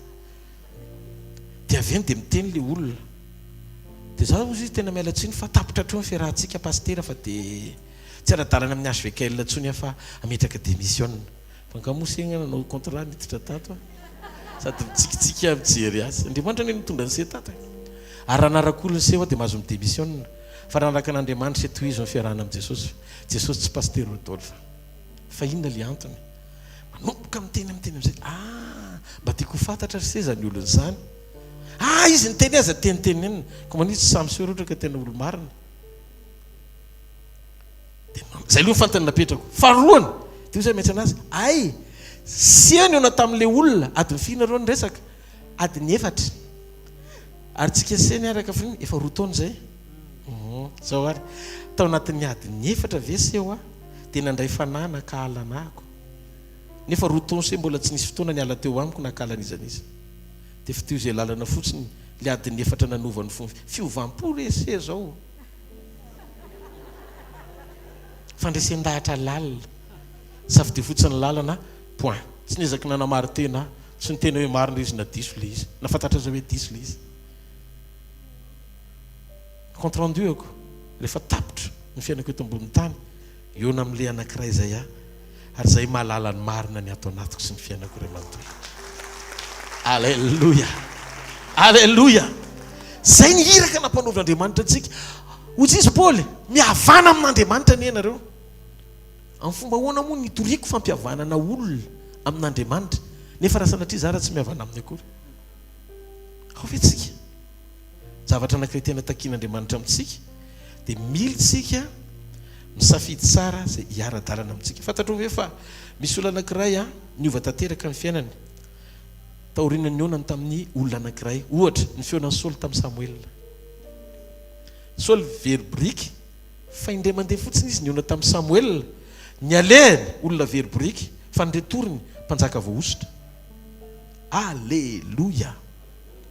Vavaka androany aoriana an'ity fivoriana ity mba ahafahanao miatrika amin'ny fiainanao amin'ny dingana hafa mihitsy satria tena niona tamin'Andriamanitra marina ianao. Alleluia. Ny fionana amin'Andriamanitra dia midika fiovampo. Fiovampo. Ahoana no mahatonga amin'ny lazan'izany? Rehefa miombona amin'Andriamanitra tsika ka mifandray tanteraka aminy dia tadidio misy zavatra any amin'Andriamanitra mifindra aty amintsika satria miara-miosina aminy tsika. Ilana faharetana. Ilana faharetana sy matetika ny fafana mamindra zavatra, mamindra toetra. Rehefa mifandray matetika sy mifampitakosina tamin'Andriamanitra ianao dia lasa tia ny fanatrehany. Ny problème eto ambony tany reto fakazarana. Ianao amin'ny voalohany mila manazatra ny tenanao fotsiny. Ivavaka, ho tia vavaka. Tsisy olona tia vavaka zany fa ianao eo amin'ny nofo. Eritrereto fa vita ny nofo nampatory an'i Jesosy teo an-tsambokely. Reraka izy. Zany hoe ny nofo misintona midina foana. Fa ianao no mila miakatra manery ny nofonao iombona amin'Andriamanitra. Miresaka amin'Andriamanitra. Mandohalika ao anatren'Andriamanitra. Mivavaka amin'Andriamanitra. Tsy tonga ho azy zany raha tsy manazatra ny tenanao ianao. Resaka fakazarana le izy. Mila zarotsika tia ny fanatrehany. Miara-mandinika ny teniny, mihinana ny teniny foana. ary rehefa ianao manomboka mizatra miaraka amin'Andriamanitra miten'Andriamanitra mitaratra foana meno an'ilay toriteny mpahamarinana mety manitsy ianao reny fa tsy le mahafinaritra anao tsy le toriteny be hotahiny ianao anambola be ianao ohatrao tsy reny a zavatra ety ivelany mety afinaritra ny sofinao reny fa tsy fetraka ianao amin'ny fiainam-panana iomana hitsenan'i Jesosy reny manaraka ho azy fa tseny aloha-tadiavana tsy marety akavan'Andriamanitra. Halleloja. Fa mila mihaino ianao zay apetin'ny fiainam-pananao iomananao ampakariny. Misy zavatra tsy mety eny eo anatin'ny olona sa misy olona afaka hiteny eto hoe efa tanteraka nefa Jesosy miteny aoko tanteraka ianareo tahaka ny fataterahana renareo zany an-danitra matotakina ny fataterahana misy antony misy tombontsoa ambadika le fataterahana matotakina Andriamanitra nanana. Mosesy zao nifandray tamin'Andriamanitra foana izy nandritry ny 70 andro izy sy Andriamanitra rery ny tao tendrombohitra tao dia jereo fa nifondrany voninahitra Andriamanitra izy voarakitra ny voninahiny tao Mosesy dia jereo fa rehefa nidiny Mosesy dia tsy hay mibanjinina ny tava mifanamirapiratra ohatrany tsy mitovy amin'ny olona rehetra. Mosesy nidina avy teo tendrombohitra kanefa ny tavany namiratra nidina avy tao amin'ilay tendrombohitra nisy mifamirapiratana nahoana satria nanatrika an'Andriamanitra tao izy nifandray tamin'Andriamanitra tao izy nivavaka tamin'Andriamanitra tao izy hita teo amin'ny endriko Mosesy ny voninahitra dia ozy izy Isaia mpaminany zay rehefa miteny izy ao amin'ny Isaia 2:9 ny voninahitra ozy izy tsy omeko ny hafa ozy izy Andriamanitra ka le hafa io zany le hafa tenenin'Andriamanitra io gentilisa tsy men'Andriamanitra fotsiny amin'izao ny voninahiny fa zao Mosesy nitondra voninahitra nidina avy eny tendrombohitra nahoana satria ny fandray sy ny toetra teo amin'ny fanatren'Andriamanitra be foana izy nanomboka no tarafy ny voninahitran'Andriamanitra teo ny tarehin'ny Mosesy dia lasa namirapiratra ho azy teo ary teo no nahitako fa maninona ary le anjely niona tamin'ny Jaune namirapiratra koa satria vao avy any amin'ny fanatren'Andriamanitra izy dia namirapiratra. Fa rehefa ela amin'ny fandehanan'ny anjely dia tsy fantatra intsony fotry ny olona zay le anjely anankiroa latany amin'ny lota dia ohatrany tsy fantatra ny zareo fotry ny olona ihany satria niala ela loatra ny fanatren'Andriamanitra le anjely ka izy nahazava-panaly izy na ianao olombelona dia zao misy manana ianao namboarin'Andriamanitra sy ny fonony ny ao anatinao isy élément réceptif zany hoe afaka mikapte afaka mandray mifandray amin'ny voninahitr'Andriamanitra arakaraky ny ombonanao sy iraisanao amin'Andriamanitra nisy ho ny famirapiratana eny amin'ny endrika ao. Halleloja. Halleloja. Dikan'izay ilaina ianao mifanosina amin'Andriamanitra mifampitakosina amin'Andriamanitra tia mivavaka maharitra amin'Andriamanitra mangetaheta n'Andriamanitra tsy normal ny fitombony voninahitra ao anatin'ny olona ka mivavaka tsy tia tenin'Andriamanitra zany raha eto ianao ny anaty torimaso mbola lavitra be le voninahitra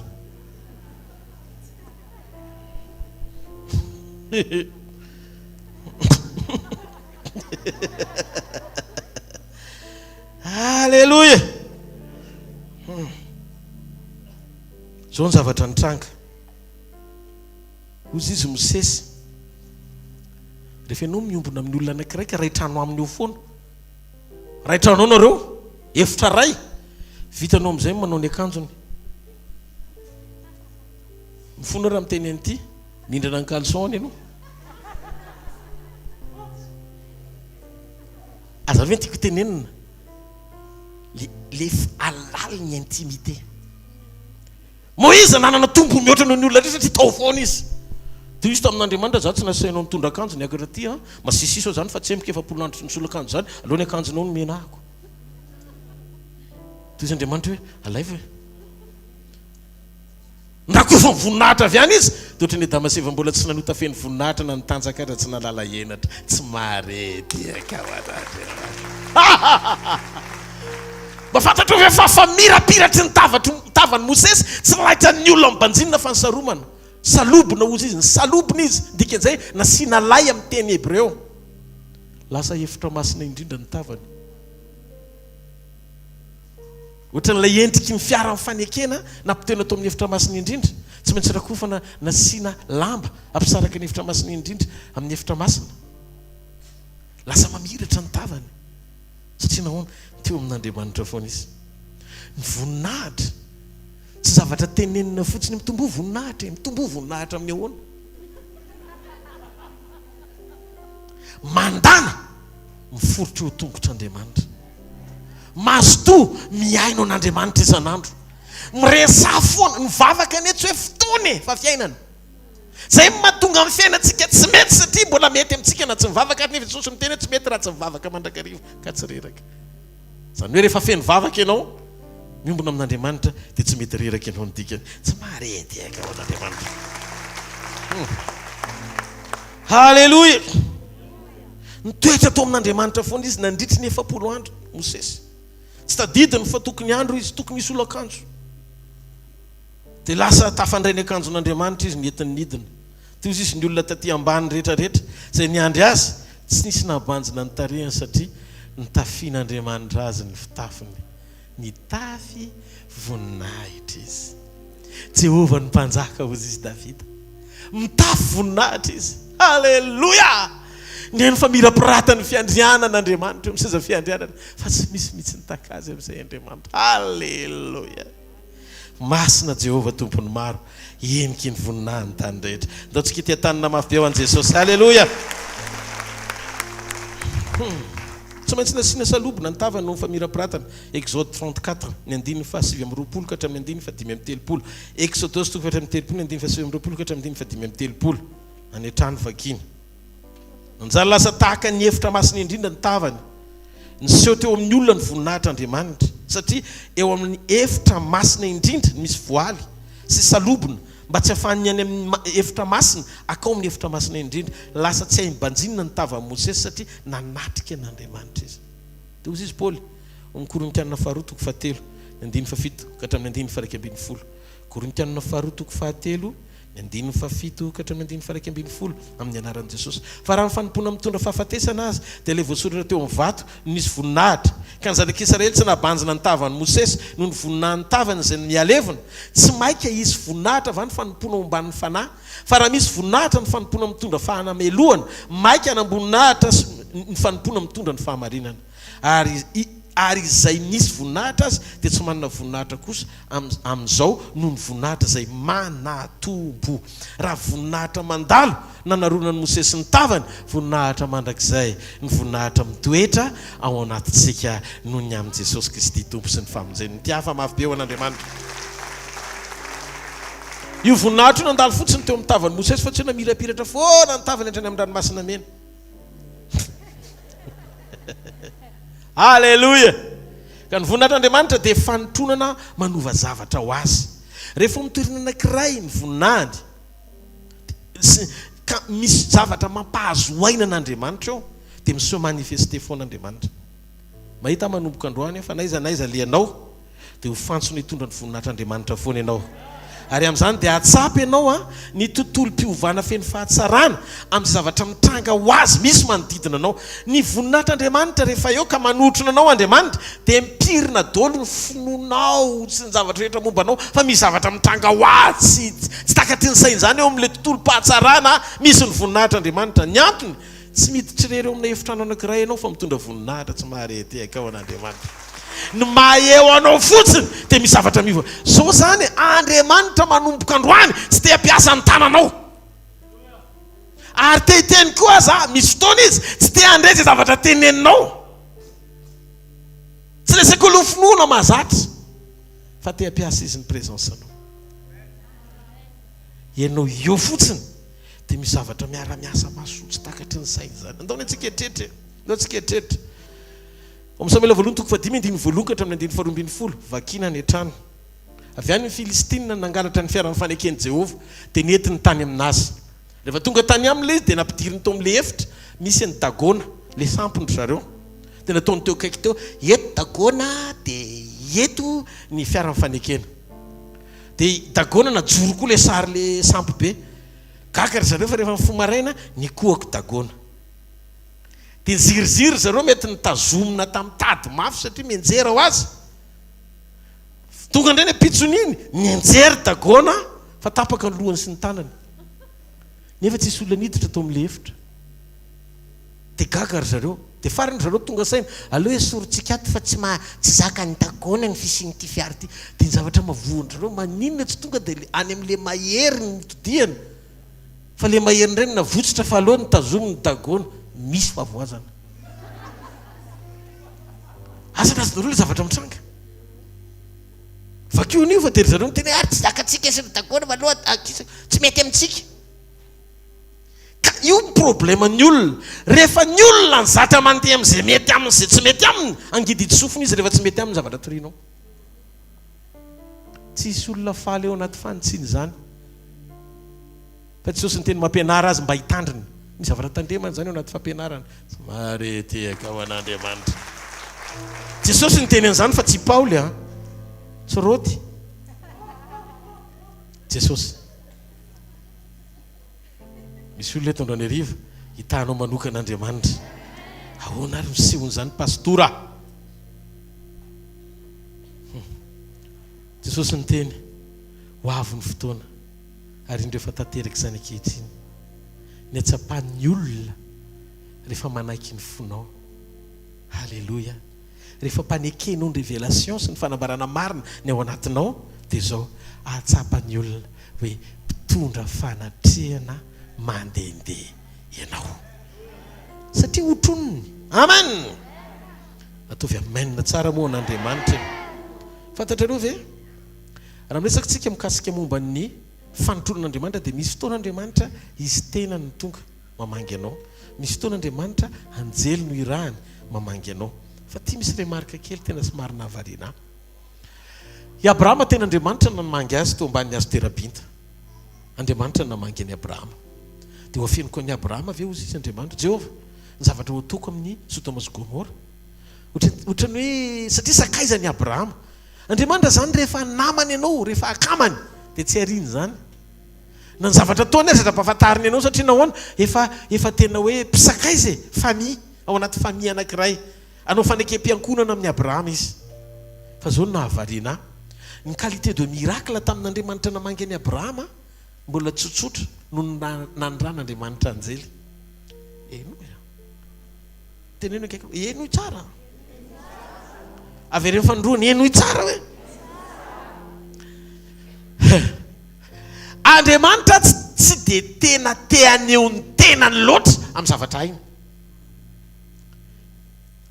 Fa rehefa maniraka mpanompo izy dia enjana be le fisehony amin'ny zavatra hainy mba hahafahan'ny olona mahafantatra fa Andriamanitra naniraka n'le iraka izay nirahany.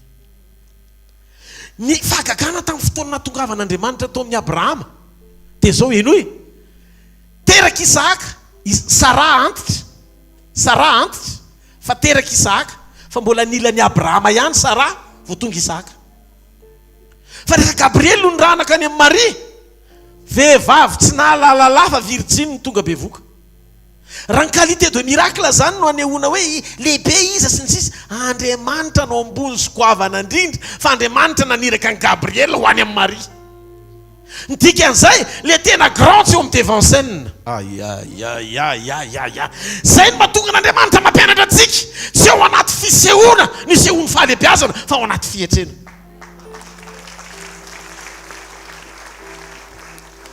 Mino avy ianareo mila mamatantsika ny karakteran'Andriamanitra. Zay no mahatsara ny fiovam-toetra sy ny fiovam-po mialohan'ny fotoana ny rahan'Andriamanitra antsika anao ny asany.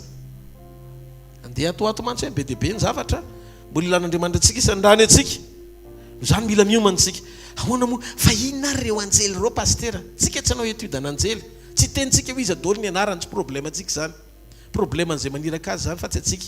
Andriamanitra ny teny fotsiny hoe ny rany izy anompo an'izay olona andova famonjena. Nao jarentsika kely ny Hébreo toko fa voalohany 7:10 ka 7:14. Fanjelizany mba nilazany hoe mipetraha eto tanako ankavanana mba raha-panaoko fahavalinao fitoeran-tongotrao tsy fanamanompo va izy rehetra ny raha nanao fanompona ho an'izay mandova famonjena. Ny anjely zany dia ny ran'Andriamanitra tiako fantatsika fa amin'ny tontolo ara-panahy dia mbola réel kokoa ny fisian'ny anjely tsy hita maso noho ny fisianao hita maso. Satria misy zavatra tsy takaty ny sainao fa alamin'Andriamanitra amin'ny fanotronany amin'ny fanirahany anjely tsy hitany maso nefa mandamina an'ilay izy ianao mioty fotsiny.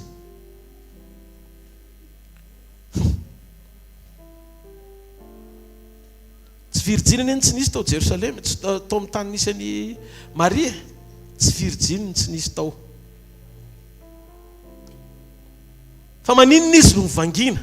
Baiboly dia milaza fa misy zavatra mitranga teo amin'ny fiainany. vahiny hafahafa niditra tao an-tranony Gabriela no anarany ary matoa hitan'le izy dia afaka nresaka ry zareo tsy nanofo Maria vao nomboka ny arahbany Maria izy dia efa nagaga Maria sady le fiarabany ohatry ny hafahafa izy zany fantatry Maria fa tsy hitovy tamin'ny teolotsony ny fiainany aorian'io vizity io taoriany nandalovan'i Gabriela dia tsy mitovy intsony amin'ny teo aloha ny fiainan'ny Maria na tiana na tsy tiana nandreteny Maria révélation personnelle manokana ho azy hiteraka zazalahy ianao hitondra voaka ianao tsisy lehilahy ny andro taminy tsy mila Joseph izy ary tanteraka taminy avokoa izy satria nino izy tia ankizy vavy ny tompo ao koa tanteraka amiko araka ny teninao tsy hoe tia ramatoa ny tompo ankizy vavy tsy nametraka ny teniny izy eo amin'le position ny ilaina akory to hoe popanim-pony ilainy zany ankizy vavy no afaka ino sy andray zay zavatra tenenina aminy tia ohatrany hoe serviteur mpanompo fionan'Andriamanitra kanefa nanova zavatra be dibe no avy Maria ray manontolo le tonga namangy azy dia iraka Andriamanitra any anjely dia fanahy tsy hita maso ao an-danitra io fa azon'Andriamanitra irahana azon'Andriamanitra manina hoe tiako fantatsika aloha voalohany indrindra fa jonina koa ohatry zany naniraka anjely Andriamanitra teo amin'ny jona apokalipsy 3:7 apokalipsy 3:7 ovakitsika kely amin'ny anaran'i Jesosy ny 7 amin'ny apokalipsy 7:7 amin'ny anaran'i Jesosy dia nakoaka teo amin'ny tongony aho mba hivavaka aminy ary hoy izy tamiko tandremo aza manao an'izao fa mpanompo namandrangahy namanao ihany a sady namandreo rahalahinao zay mitana ny filazana an' Jesosy halleloia Andriamanitra ihany ny vaovao rajaona fa ny fanahy Jesosy fa ny filazana an' Jesosy ny filazana an' Jesosy ny fanambarana momba an' Jesosy ny fanahany faminaniana ny profesia dia manambara sy manondro an' Jesosy hozy izy le anjely namanao aho fahazamekohaka Andriamanitra rery ny vaovao tak izany koa Mosesy sy Josoa naniraka anjely Andriamanitra ny aloha lalana ny Israely tamin'ny amoahana azy anjely ny aloha lalana tamin'ny ampidirana koa nisy anjely niaraka zany hoe ny olo ny mpanompon'Andriamanitra zay irahana dia tsy maintsy hotronon'Andriamanitra ny testamenta taloha dia notronona fotsiny fa tsy nanana ny fanjakana tao aminy satria mbola tsy tonga Kristy hamonjy azy verina kely tsika eo amin'ny Luka 2:9-20 ka hatramin'ny 2:30 halleloia ozy izy arahaba ry lainao soavina ny soavina mihoatra noho ny vehivavy rehetra ianao na hoe voata mihoatra noho ny vehivavy rehetra ianao tsy hoe izy ny vehivavy mpanan-karena sy mpanambola indrindra ka niavaka tamin'ny manodidina azy le hoe no soavina mihoatra noho ny vehivavy rehetra na voata mihoatra noho ny vehivavy rehetra ataoko tiana ny toerana niterahan Jesosy raha tany an-tranon'omby fa tsisy trano akory hoe nampandroso azy teraka nefa izy voalaza fa voata mihoatra noho ny vehivavy rehetra ny fitahian'Andriamanitra tsy faritana amin'ny bénédiction matérielle tsy rehefa 700 ny fiaranao na 500 sy arivo ny tranonao dia no soavina mihoatra noho ny olombelona rehetra ianao tsia ny vehivavy no soavina mihoatra noho ny vehivavy rehetra tsy nanana natoerana naterahana niterahany zanany la matoa fa tany an-tranon'omby Maria no anarany zany mahatonga antsika tsy ezaky ny any ave ty ivelany na rangitiny évangéliquement ara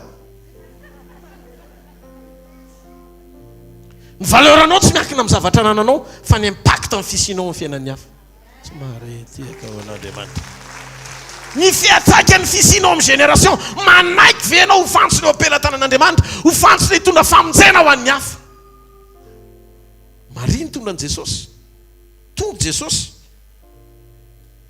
lay vehivavy be fahasoavana tsy nanana trano niterahana an' Jesosy fa tao an-tranon'omby ny fahasoavana dia tsy faritana amin'ny abetsahany vola na fitaovana lanjany fahatsapahana ao anaty fa manotrona anao Andriamanitra satria nitohizany Gabriela izy arahaba ry lainao soavina ny tompo ao aminao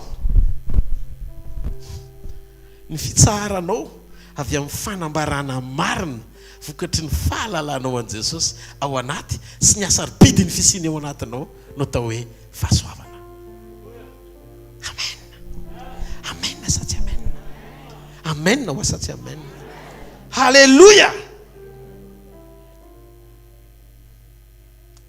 ny fahatsapanao fa irery ianao dia miteraka tahotra ao anatinao fa rehefa azonao antoka fa eo Andriamanitra ninninona mitranga tony ianao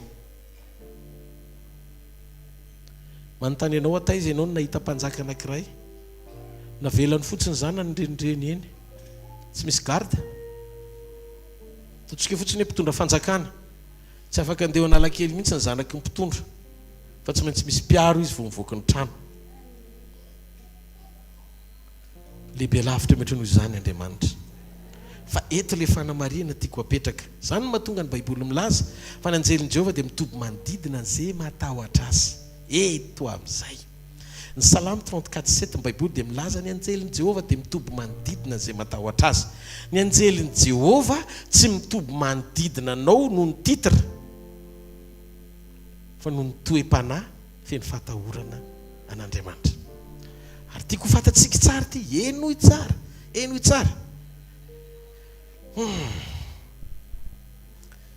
io anjely io tsy mpanompo anatanteraka ny sitraponao fotsiny satria voavonjy ianao fa io anjely io tonga anatanteraka ny sitrapon'Andriamanitra satria matahotra an'Andriamanitra ianao zany mahatonga ny baiboly milaza amin'ny Salamo 7:120 Salamo 7:120 vakitsika kely amin'ny anaran'i Jesosy ny teny mbola mametraka tsara misaorany Jehovah ianareo anjeliny dia ianareo zay mahery indrindra sady makatonodidiny ary miaino ny feo an-teniny ny anjely tsy te halala olona tsy olona no arovany fa ny olona mandeha amin'ny sitrapon'Andriamanitra eo amin'ny fiainan'ny olona no tanterahany zany hoe manampy ianao izy rehefa position tokony ampiny ianao satria mandeha amin'ny volonté n'Andriamanitra tsy mahareteka ao an'Andriamanitra zany mahatonga ny olona zany mahatonga antsika tsy mampianatra eo amin'ny fomba ahoana ny ahafahanao manetsika anjely satria tsy devoiranao zany fa n'Andriamanitra efa fantatrao ny position izy poranao rehefa amin'ny sitrapon'Andriamanitra ianao fa izy manohatra anao koa rehefa tsy amin'ny position sitrapon'Andriamanitra ianao misy fanotronana manotrona ne manampy ianao ary misy fanotronana manohatra rehefa tsy mety nytoetranao dia ndratsika te hevitra fotsiny hoe efa an Jesosy any noho izany misy anjely manodidina tsirery tsara ny antsapahanao an'izany fa mandehana aloha ny fatahoran'Andriamanitra vao mietsika ireo an'izany zany mahatonga antsika tsy miezaka miprovoke zavatra avy any ivelany ampidirina hoe so ampianariko nareo a fomba inona ny idirako amin'izany tsy nomena fahafahana amantatra koa izy ny anjely manodidina tsy ahoaka na aizy amin'ny toerana misy hafa rehefa manao sitrapon'Andriamanitra tsy maintsy manao ny andraikiny izy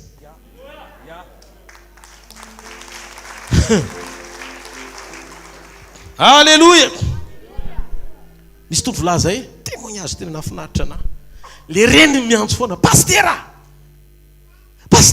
oeto ambavaka ny zanako fa maditra nefa mpanompon'Andriamanitra be reo zanandreo mandeha boîte de nuit nefa izy mpanompon'Andriamanitra pastera eto ambavaka zao pastera hitan'Andriamanitra ny fahorianao apo tsisy miafina amin'i Jesosy fa afiretony lohalika efa miara mivavaka tsika miara mivavaka zay pastera inona ny zavatra nitranga hiditra boîte de nuit le kalakely zany miaraka amin'ny poziny nakabie mividy rehetrarehetra manana tokony hiditra amin'izay dia tonga teo mitoriny zao nataony hoe tsy mahazo miditra ianao reto olona roa miaraka aminao fotsifotsy reto ny akanjony izy mila mandovola aiza misy an'izany za tsy niaraka tamina io fa misy adaly avoay navoaka fotsiny rehefa aveo tsy te herika boîte de nuit satria havabaraka teo anatrehan'ny olona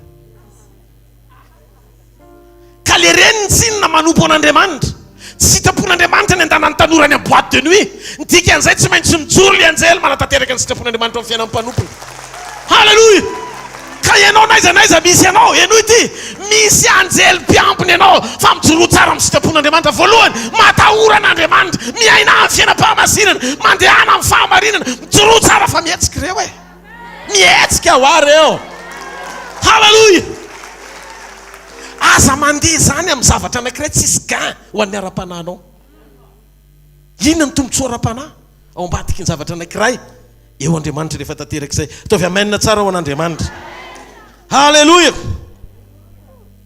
rehefa rerantsika kely ny mpanjaka varoatoko faina andiny fadimy-ambin'ny ka hatramin'ny 7-10 tamin'ny testamenta taloha io ozy izy ny ten'Andriamanitra ary feno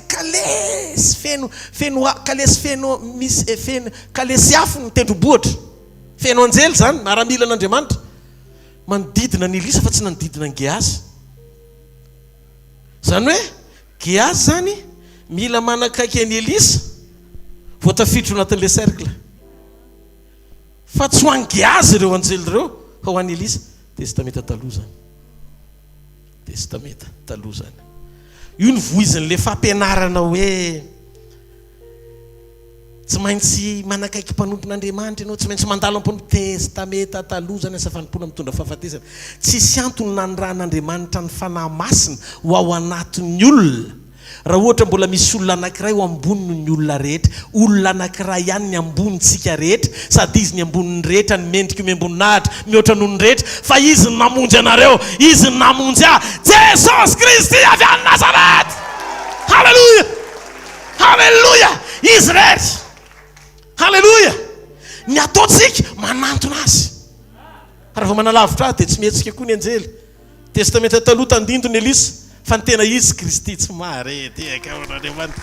Halleluja, tsika zany amin'izao andron'ny testamenta vaovao zao mila mamantatra tsara fa eo le déviation amin'ny fampianarana manjary lasa ohatrany hoe te hialika ao ambaniny fahefana mpanompon'Andriamanitra foana ianao mpanompon'Andriamanitra ilaina afaka manaja ianao ny tokony hajaina amin'ny mpanompon'Andriamanitra mety mampahalala anao marina misy zavatra tsy fantatrao dia iran'Andriamanitra izy ampafantatra anao le izy zay ny mission zay ny irakany fa ny akoatran'izay tsisy ninina azonao raisina ny akoatran'ny fiainonao ny tenin'Andriamanitra sy ny fifandraisanao amin'izay fahamarinana lokon'ny vavany tia mpanompon'Andriamanitra ianao ao anatin'ny fonao zany anao atsara mpanompon'Andriamanitra ianao matsara fa aza mieritreritrareo fa ny mpanompon'Andriamanitra tsy ny raha nangatabola aminao zany zay tsy ny raha nangatabola fa hitory-tena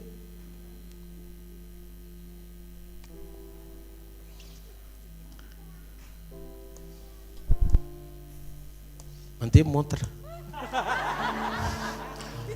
Halleluja, ny altara tompoko altara fanairana ny olona hitodika amin'Andriamanitra mety manana problème ny dolo olombelona rehetra zay mety manana nareo mety manana samy manana antsika loalika amin'ny forotra fotsiny misy fotoana mba vangina indray andro any mba matsiaro anay faly zay satria nisy natsiaro misaotra an'Andriamanitra zay ny amin'izany tsy lavinay ny mandray n'izay fahasoavana avy any aminareo satria fahatsara nitombonareo amin'Andriamanitra koa zany ahafahanareo mizara ny tsara avy any anatinareo amin'ny fahatsiarovanareo fa misy mpanompon'Andriamanitra tokony ho tsaroana fa tsisy obligation testamenta vaovao tsisy obligation Kristy ny antony zavatra rehetra amin'ny Kristy miaingintsika rehetra. Halleluja, fa tsy hoe rehefa sahirana zay dia tsy maintsy jerena fa rehefa sahirana nareo dia aleo any mimpotsika miraitsika mifaneo fitiavantsika mifampizarany mamitsika zanak'Andriamanitra tsika mifandahitanansika amen fampatsiarotsika fa oka ny altara tsy ho fonona vesatry ny filana kapidina ny mason'ny olona ijery tsy ijery afa-tsy ny tany miandrandrany lanitra fandray androany ifarana ny tany ary iveriny Jesosy ary zay fiverenana zay dia fiverenana apakatra zay azy ho any aminy. Halleluja, tandremo ny fampianarana teneno akaikinao tandremo ny fampianarana raha vohitarina zao ny testamenta taloha dia zao tsy teo amin'ny Elisa tsy teo amin'ny Géazy ilay izy fa teo amin'ny Elisa ny dikan'izay tsy mahazo misaraka amin'ny Elisa mihitsy Géazy efa ho Géazany izy zay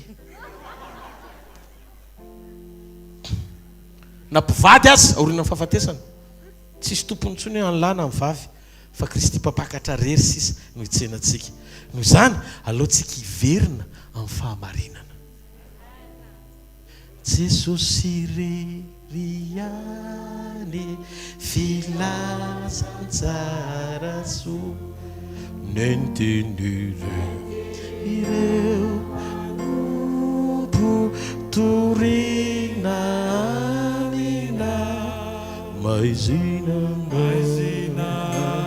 vokoa izao rehetra izao nefa eny mazava tondroinao akaikinao niposaka aminao. Halleluja, jenareo ne misy romanina na atsapa le romanina hoe Jesosy fahefany tsy eto tany ihany fa misy fanahy miaino azy toy le kapiteny romanina marary ny ankizilahiko fa za tsy mendrika idiranao ambany tafitranoko manona tendray dia ho sitrany ankizy-lako zany hoe manana subordonné be dia be ao ambany fahefako e ambany grady reo voateny fotsiny hoe zao ataovy dia manao izy ka ny anao ety anao miteny a mahenanao daholo ny tontolo ara-panahitra misy anjely tonga dia mirealiser izy satria mpanompo ny tenin'Andriamanitra olona tsy nandray korona indray mandeha hoe andao anetsika anjely fa tonga romanina fa tsy jiosy ozy jesosy hoe bravo zany fahatakana zany ndraiky na teo misy Israely raha mbola tsisy Petera mbola tsy nanao an'izany ino mitodika ary le bravo fa tsy tany amin'ny Petera tsony dia taitra daholo ny mpiandre ahoana zany miteny tokoa Jesosy ino fanitranga le vokatra azonareo le izy mila fotsiny tsika mahatakatra rehefa eo sitrapon'Andriamanitra ianao manaiky isan'ny olona matahotra azy eo amin'le position-ny olona tsy mandeha rery ianao naiza misy ianao dia ahita ianao ny voninahitr'Andriamanitra alleloia mahita andro teny rehetra mbola tsy tanteraka teo amin'ny fiainanao hiasa ny anjelin'Andriamanitra aniraka ny anjeliny Andriamanitra natateraka an'izany eo amin'ny fiainanao mila mintsika ohatran'le kapiteny romanina fa tsy voatera hita ohatran'ny Gehazy vo ino favaka mafy mihitsy Elisa hoe reo le izy vo milamina amin'izao tsy voatero hoe ianao mahita anjely manodidina anao fa ianao sur fa misy Andriamanitra maniraka ny anjeliny miaraka aminao isan'andro zareo ny teniny ao Matio 7:17 Matio 7:17 ozy izy eo amin'ny Matio 7:17 amin'ny anaran'i Jesosy Kristy avy any Nazareta zao mivoavaky ny teny ao mitandrema fandrao manao tsinitsinana dia ny anankiray amin'ireny madinika ireny ianareo fa lazaiko aminareo fa ny anjely ny any an-danitra mahita mandrakariva ny tavany raiko zay any an-danitra zany hoe reny madinika koreny ozy izy misy anjely miaraka aminy Jesosy ny teny zany ianao zany mila sura fotsiny tsy rery ianao halleloia tsy rery aho fa miaraka aminao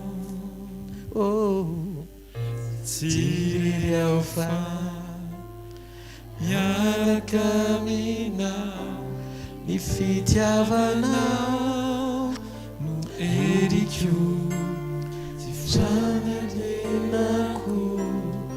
manafaka ny taotro sy reo ahiay ka namakiva kinyonjazao ianao mitantana fa tsy rery aho ndao tsika tia tanina mafy be ho an'Andriamanitra halleloia anao fanatritsika sy filazana foy a avy ao hiverina anao résumé kely 10 minitra monja dia vavaka ao tsika tsiray avy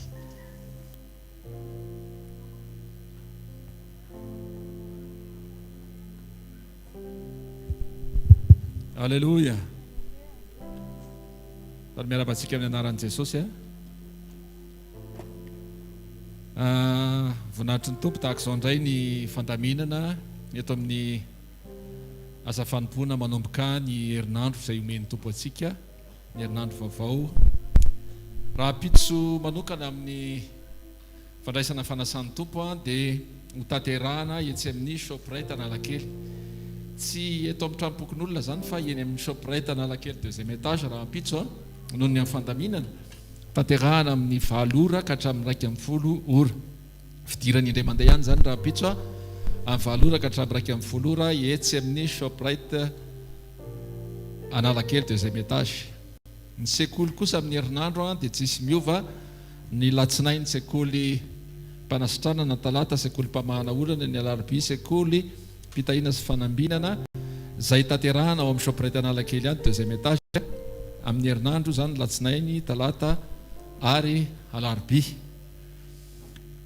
ny fotoanantsika manaraka ihany koa amin'ny herinandro misy ny fotoana manokana zay any Tomasina ny sabotsy ariva ao amin'ny Kapra an-Tamatavy zany misy ny fotoam-bavaka manomboka amin'ny 4 ora ka hatramin'ny 5 ora sasany sabotsy ariva ihany koa isan-kerinandro zany misy io any France manomboka amin'ny 4 ora sasany zay hitantsika eo amin'ny hvkl-mission ny any Haute-Savoie ihany koa ny lahady amin'ny 10 ora hitantsika ihany koa amin'ny hvkl-mission zany afaka manaraka foana ianao zany fotoam-bavaka isanandro misy ihany koa ny alahady any Toliara lahady manomboka amin'ny 7 ora ao amin'ny Kapra ihany koa ny fotoam-bavaka mino aho fa naizanaiza zany toerana misy anao dia raha ohatra ka any amin'ireny toerana ireny dia araroty a fa ho hitanao fa tsara Andriamanitra. Ny kroazadytsika manaraka kosa zay ho tanterahana dia atao any Ambodibonara any amin'ny faritsy Toamasina amin'ny 24 sy 25 avril ho avy izao, lahady sy latsinainy. Zany hoe eo amin'ny 9 kilometatra tsy hidirana any Toamasina io toerana io. Dia any no anirahan'ny tompo antsika indray a fandaminana ho lazaina miandalana eny foana, fa zay aloha zany ny fotoana mila mitondram-bavaka tsika satria misy fanahin'olona hafa, misy madiniky ny tompoko any a, misy olona be da be. Mila n'Andriamanitra, mila ny tenin'Andriamanitra, mila fiainana tahaka anao io a. Dia araroty a zay azonao atao na dia mitondram-bavaka aloha efa zava-dehibe manomboko izao mba ho tanteraka tsara zany fotoana zany, ho tanteraka tsara zany fotoana zany ho voninahitry ny tompo a. Dia manentana antsika mandrakariva ihany koa mba tena hoe hitondram-bavaka ireo mpanompon'Andriamanitra zay manatanteraka ny asany, ho voninahitry ny tompo a irery ihany. Andaontsika hitsangana anindritra ny tanantsika ty anoloana, anolotra ny fanatitra ny fahavolon-karena ary ny sakrifisy. Ainjiro ary ny tananao amin'ny anaran'i Jesosy a.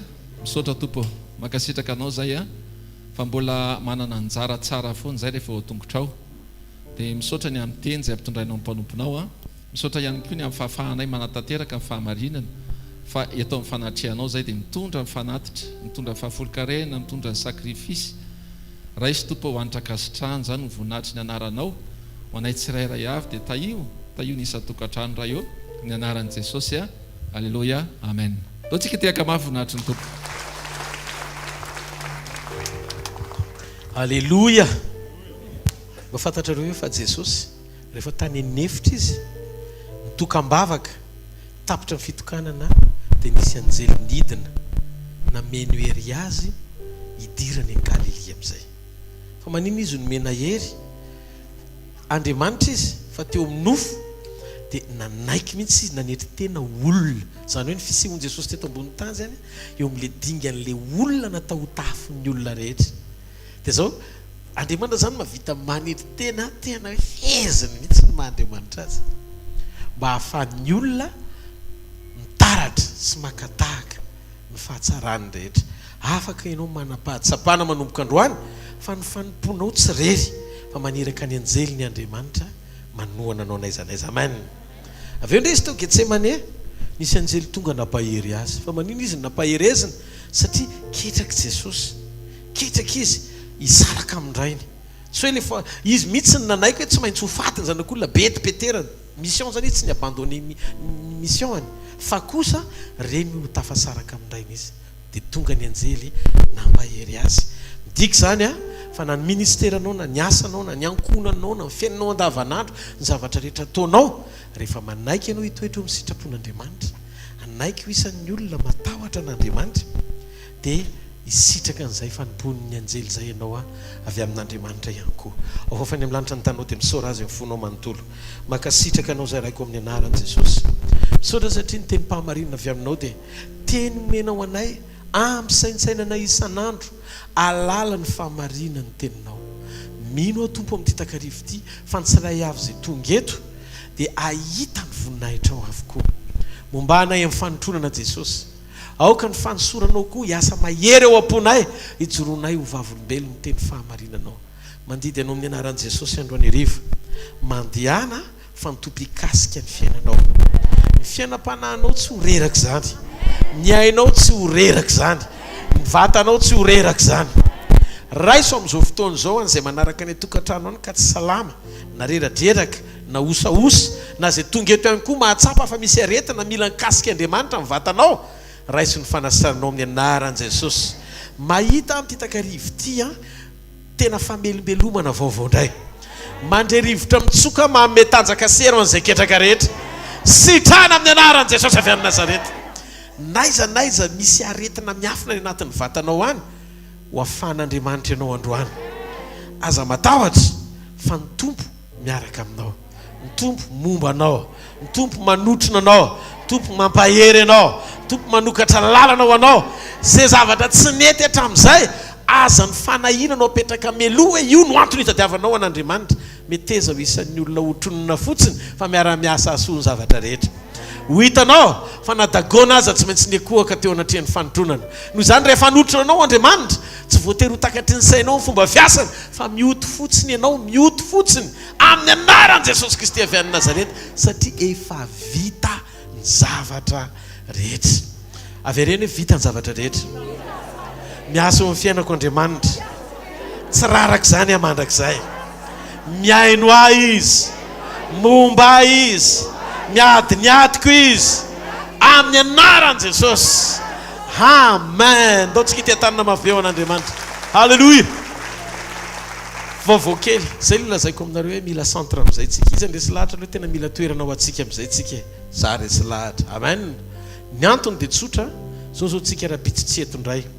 raha-pitsika manomboka valiko hatramin'ny 20 tsy amin'ny fanaovantsika sekoly ao amin'ny deuxième étage moa deuxième étage ny soprite analakely etraka kely etsy ao amin'ny deuxième étage ny fotoana anaovantsika fandraisana ny valiko hatramin'ny 20 ataovy azo antoka ny fahatongavanao eny iombona latabatra amin'i Jesosy ataovy amen dia azo antoka ihany koa fa nytoy ny titenity mbola misy tokony hozaraina afatsika miombona amin'Andriamanitra raha-pitso eny any fotoanantsika menakavy hitanareo ny Jehovah ka iaro anareo ampamirapiratra ny tavany aminareo ny Jehovah ka mindra fo aminareo ananatra ny tavany aminareo ny Jehovah ka menareo fiadanana mandehana fa ny fitsaran'ny tompo ao anatintsika tsirainay avy tena mandre ahy eto Andriamanitra miteny amiko misy olona hita surprise eto fa le olana tsy vita mihitsy iny zay ty fotoana androany ty no vitain'Andriamanitra androany le izy ianao gaga fa le zavatra nikatokatona tsy nety ny sokatra hatramin'izay mihitsy no sokafan'Andriamanitra amin'izay